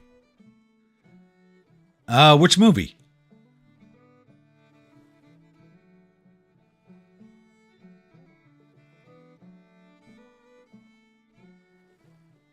I'd actually like to know which movie that quote is from.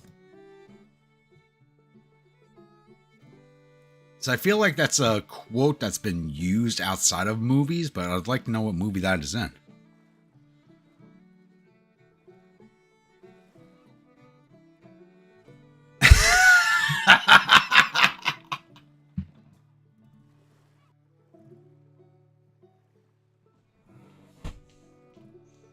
It's my Ireland.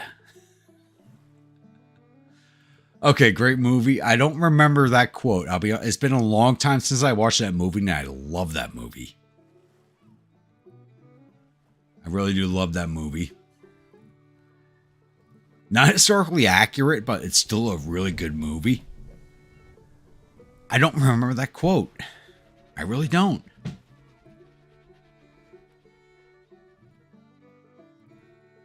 And the Rebs are outside of Alexandria. Okay, our army's moving that way. All right. We just lost Fort McHenry as we were marching to, and our army's retreating. Really? Where the hell are we going?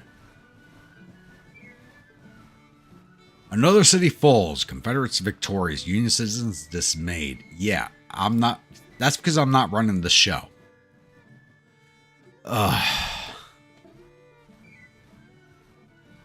There's no way you can barely remember Braveheart. That movie is so good. I can't remember that particular line, but that movie is excellent.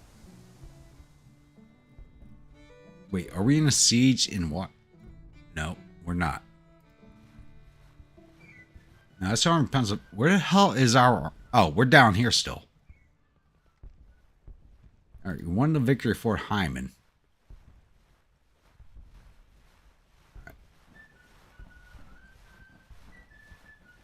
Let's hit play real fast. We need to slow this down a little bit.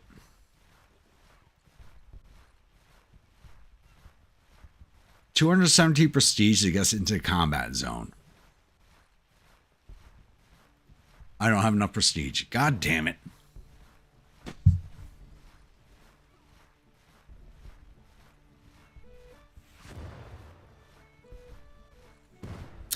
No, I was thinking of that scene exactly, Mike. I just don't remember that quote, to be honest with you.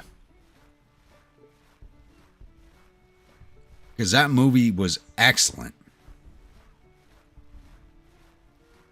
Especially the waterfall scene after the marriage. His wife was tasty looking. 15 years you haven't watched that movie. Yeah. That movie came out, holy crap. What, almost 25 years ago? Yeah, Mike, I know you're talking about The Irishman. I just didn't remember the quote. Like, as soon as you said the quote, like, his face and the voice popped in my head. I just don't remember that quote.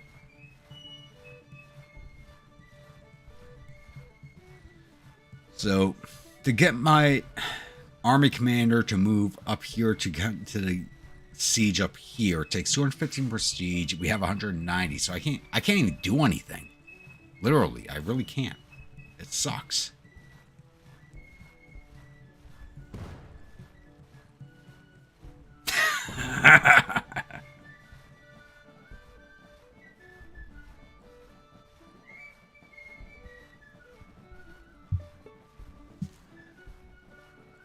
Well, hopefully win that siege, because I can't get our army to move up that way. Oh, we didn't win it. All right.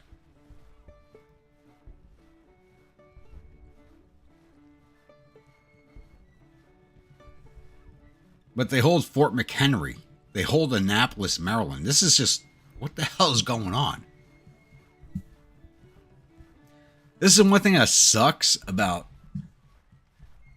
You know, it's a good thing. It's like you can start a campaign as a brigade commander, not as the overall army commander, and you just got to go, what the hell is going on? What in God's green earth is going on around this campaign?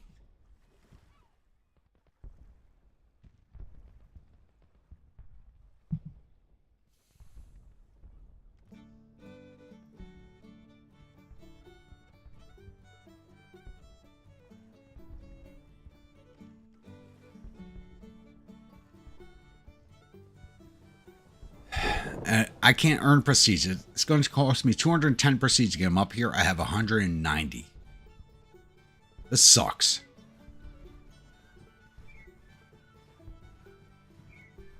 That's why it's actually hard to run a live stream campaign of this game with the DLC. Trying to run a live stream, it's like you need to do something. You got to keep people engaged, and you can't move. It sucks. Now we're going to lose Alexandria.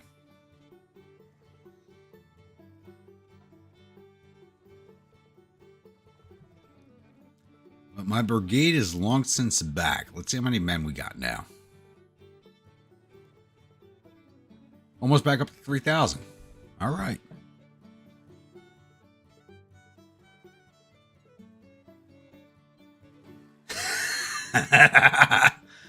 That's the line I remember. That's the best line in the movie.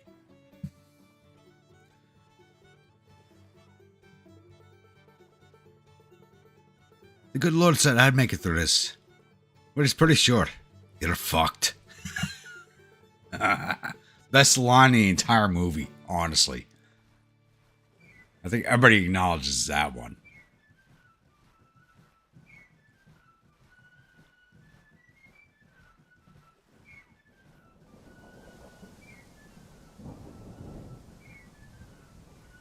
So we have the Confiscation Act.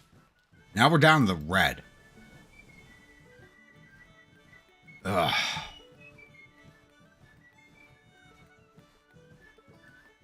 Let's look at my rank progression. Alright, we're a little over halfway on rank progression. I gotta get... That is pissing me off. The cowardly trait is so pissing. After everything my brigade is done.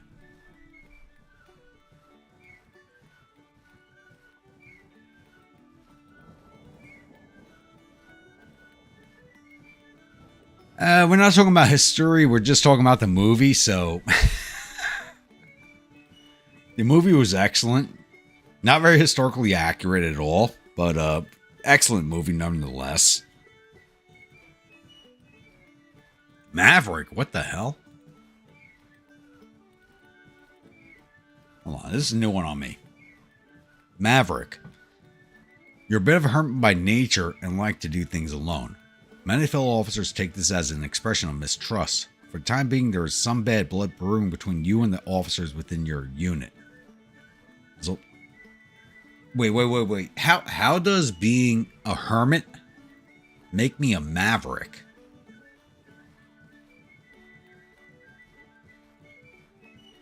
That's the complete opposite of being a hermit.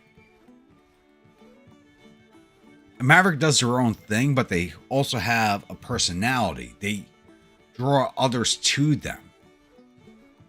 A lot of people don't like what they do, but they draw other like-minded individuals to them. So this does not make sense.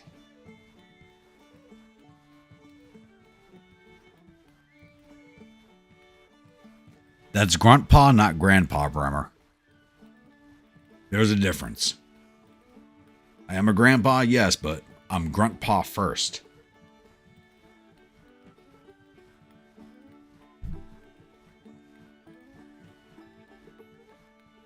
The best line Longshanks had was throwing that kid out the window. But this does not make sense. Tell me about your experience and expertise, and throws that kid out, that little Frenchman out the window. That was the best scene. Outside of the waterfall scene, second best scene in the movie. And all the guards look up, see him, and just run away. That second best scene in the movie.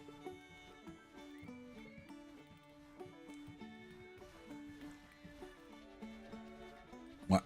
Rebels already doing bounties, really?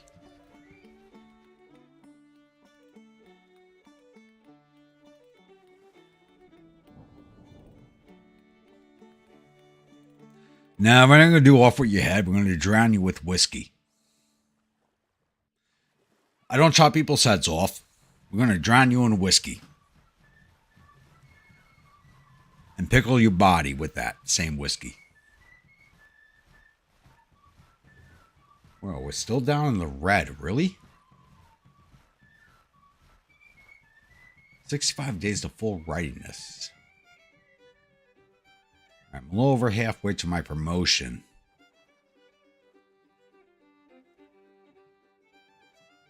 Wait, I'm defamed? What the fuck?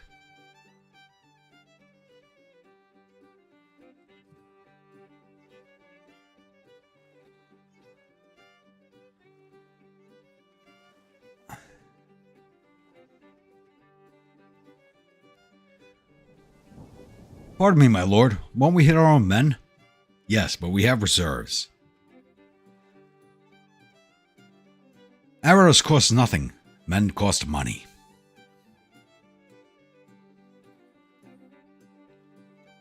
You don't have to pay a dead man. Unlike modern times, back then, no reparations to the bereaved family. Industrialization 2, more union support. Yeah, don't care about that.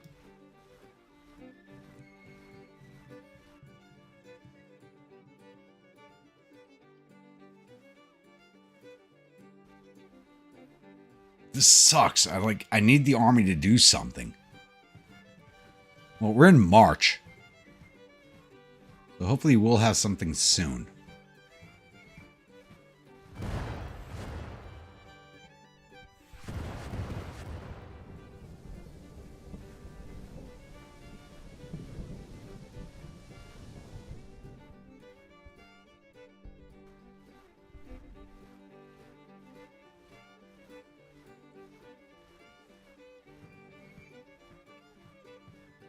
Yeah, they're getting...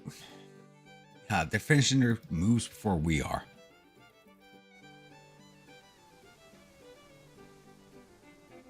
I could not imagine. It's like... Because I got two views of it when it comes to Lincoln. Lincoln axed a lot of the armies, not knowing how armies worked. Even though he served in, I think, not the Seminole Wars, he was in the Blackfoot Wars. I think where he served as a militiaman. But as a lower ranking officer, he didn't understand how things ran at higher levels. So I don't blame him for what he did, for not knowing how, like, he didn't understand what it took to make an army of 100,000 men move.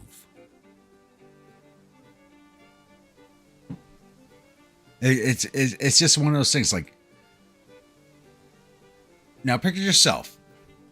I'm going to pause the game here just to describe this. Now picture yourself. You're in command of an army. How do you make 100,000 men move to one spot without clogging every road in the way? You got to supply them with food. You got to supply them with water. You just fought a battle. Now you have to supply burial parties. Make sure water's not fouled in the area. Stuff like that. It takes a lot. So I fully understand when McClellan said I can't move, when McDowell said I can't move. Like, the rebels would just leave everything behind and walk away because they had no choice in the matter. The federal armies didn't have a choice. They could have said, yo, we're going to be like the rebels and not do it, and they did the better things. Like, yeah, we have to do the right thing. So you got to look at logistically. It's like, what regiments, especially with the Union Army, you got to break regiments away to guard supply lines. You got to break companies away to do burial duty, food guard, water guard, guard against rebel infiltrations. Like, when everybody says about the Union Army, like, moving slow, yes, they did move slow, but they were a juggernaut. But they had to move slow for specific reasons. And people do not understand that. And it's very hard to describe why.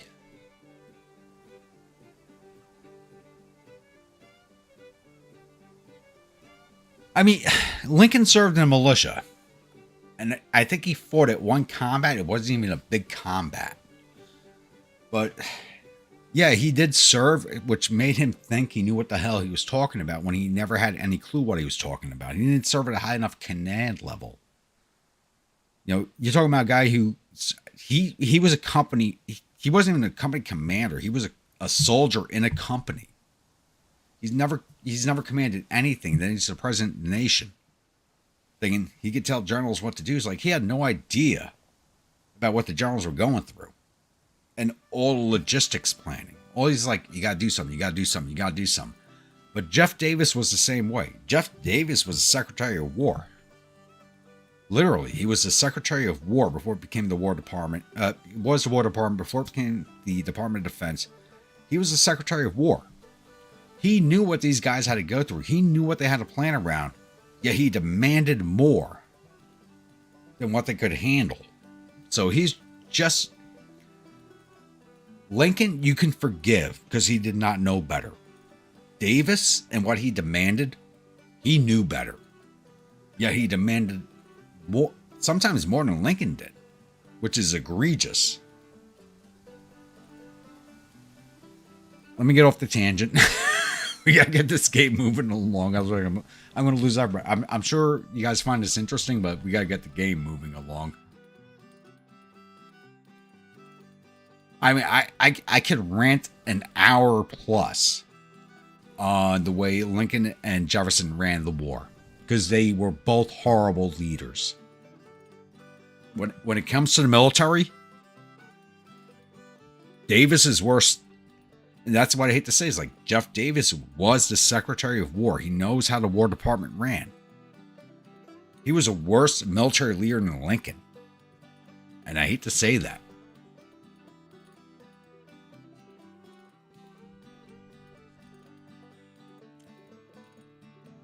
Department of Defense and Department of Works. Now, when you say DOW, do you mean the Corps of Engineers? I'm just looking for a little separation on that one. So DOD is Department of Defense, but back in this time period was Department of War.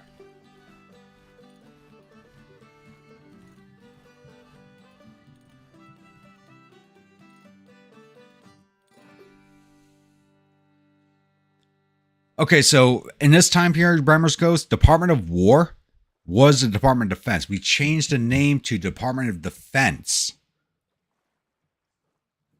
during the Cold War. It was after World War II ended. The Army changed the name of Department of War to Department of Defense because I hate to say it, it's like it was political view, it was popular opinion view.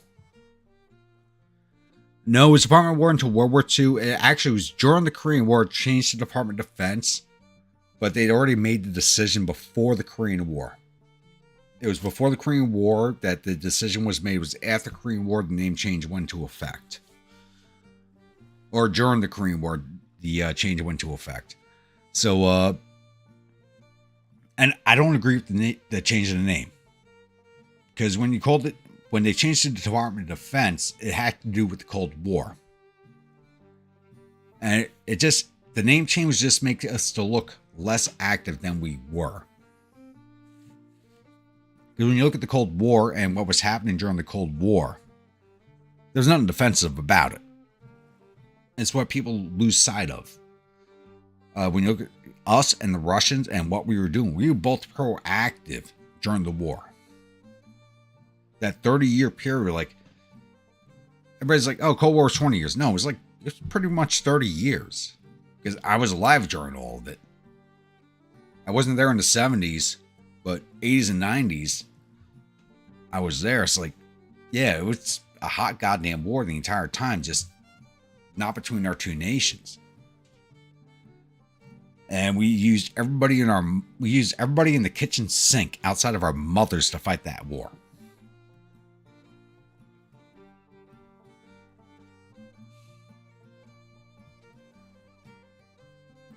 All right, we've now moved into the campaign season. Wow, I didn't realize my rant went on that long. And our army is still in the red. What? We sat red the entire winter and haven't moved up at all. That's not right. Actually, no, it did not end in 92 officially. It ended in 99. That's when the last Russian unit in Eastern Germany left. Was 1999. It's actually a trick question. Officially, it was 92, but on paper it was 92, but it was actually 99 as the official ending when the last Russian unit left Eastern Germany. All right, back at full 3,000 men. All right, but the brigade being at red, this should not be going on right now.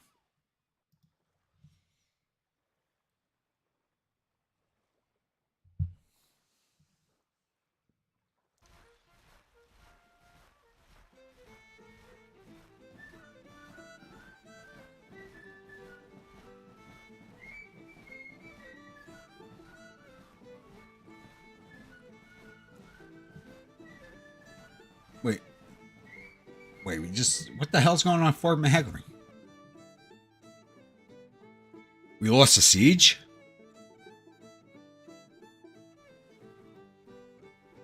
Our unit's not getting any better.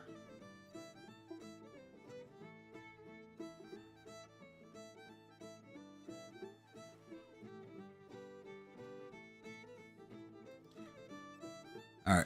So I got to shut down the game again and do restart on memory, but I think it's a good place to end the stream, honestly.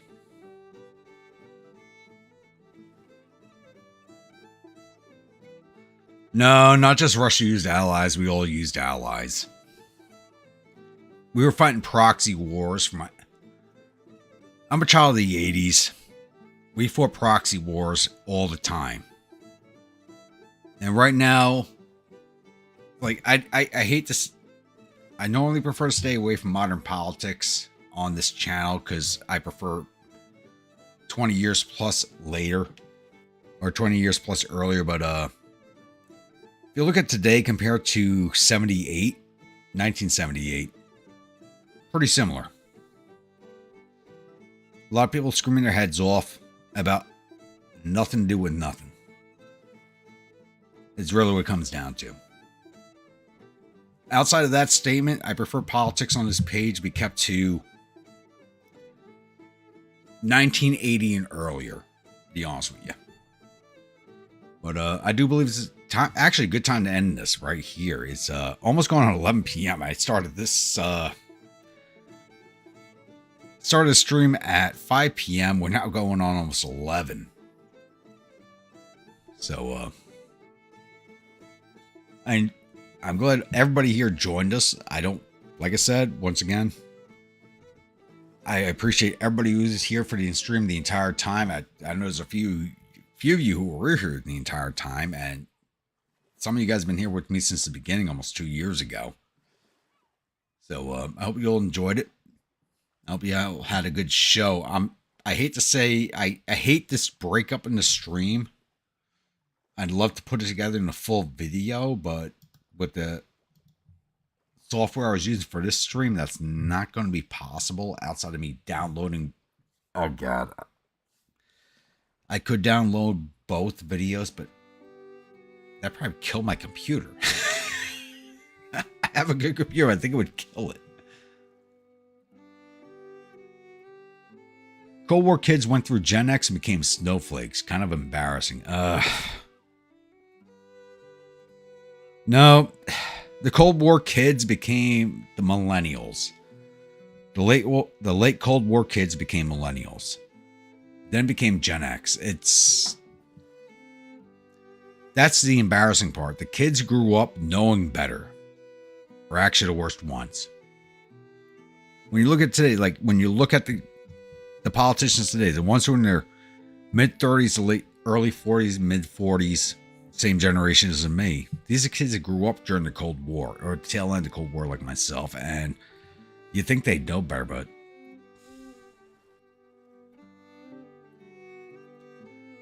it is what it is. But you also got to look at a lot of people flee here to America, and they're going, we fled socialism, and they come here to America, and there's a lot of politicians who want socialism. They're like, we just fled that. And you want us to vote for you?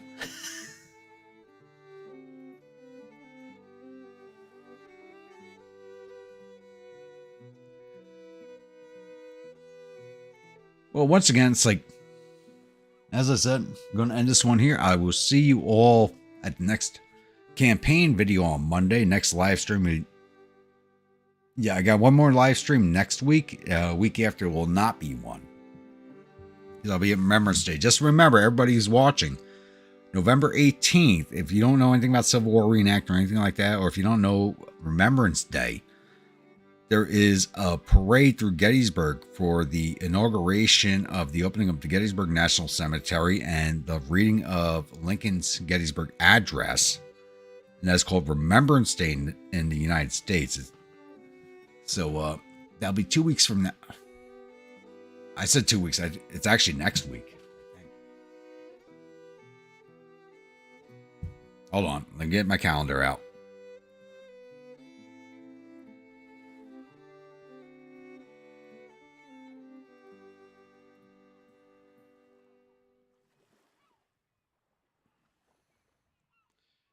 So yeah, 2 weeks from now. Oh, 3 weeks. My bad. 3 weeks. 3 weeks. November 18th.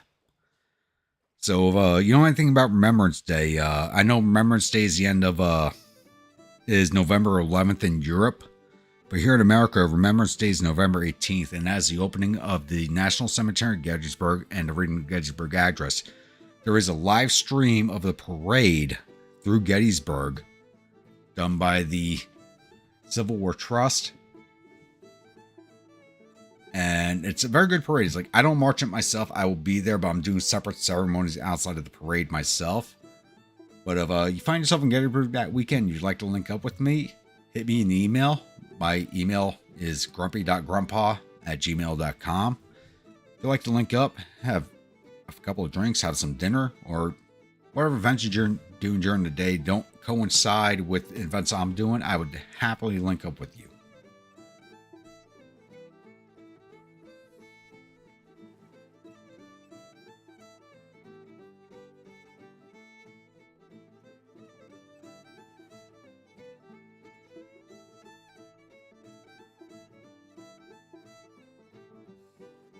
No, the 11th is next weekend, so we're talking about the 18th.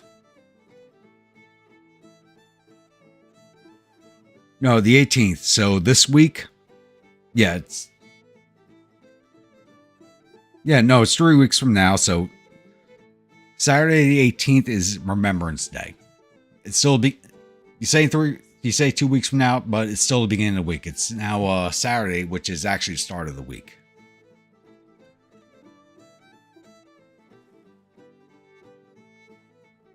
No, yeah, I remember today's Saturday. Saturday is actually the official start of the week if you go off the calendar. So that's 3 weeks from now. So next next 2 Saturdays from now, not today, but November 18th.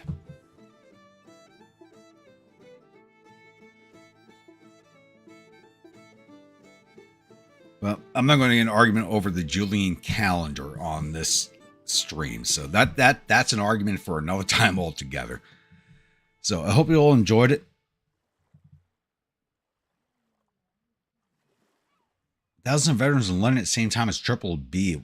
Triple P will be... That's a Triple P? I'm sorry, Brian. You mind explaining? So I find that interesting.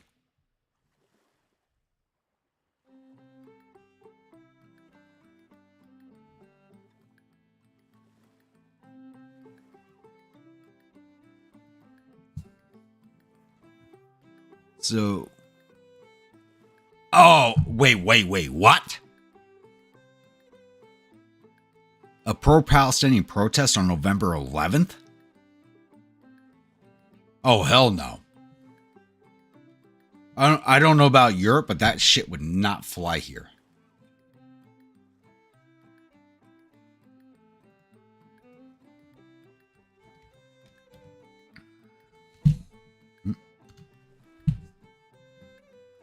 You can live stream 1. There we go. So, staying outside of modern politics, doing a protest on a Veterans Day, any day that has to do with veterans, doesn't fly in this country. They try it. It doesn't fly. You can do it any other day of the goddamn week or year. There are 2 days of the year you do not pull that shit. Other than that, like I said, thank you all for joining me. I'm glad you put up with the disconnects and the stream buffering. Thank you, YouTube. And I will see you all at the next episode on Monday. Yeah. Well, this weekend's already messy because we got the New York City Marathon going on this weekend also. So, yeah. But I will see you all at the next live stream on Saturday. But the next scheduled campaign is going to be on Monday, so I'll see you all there. Stay grumpy. Have a good weekend. Be safe.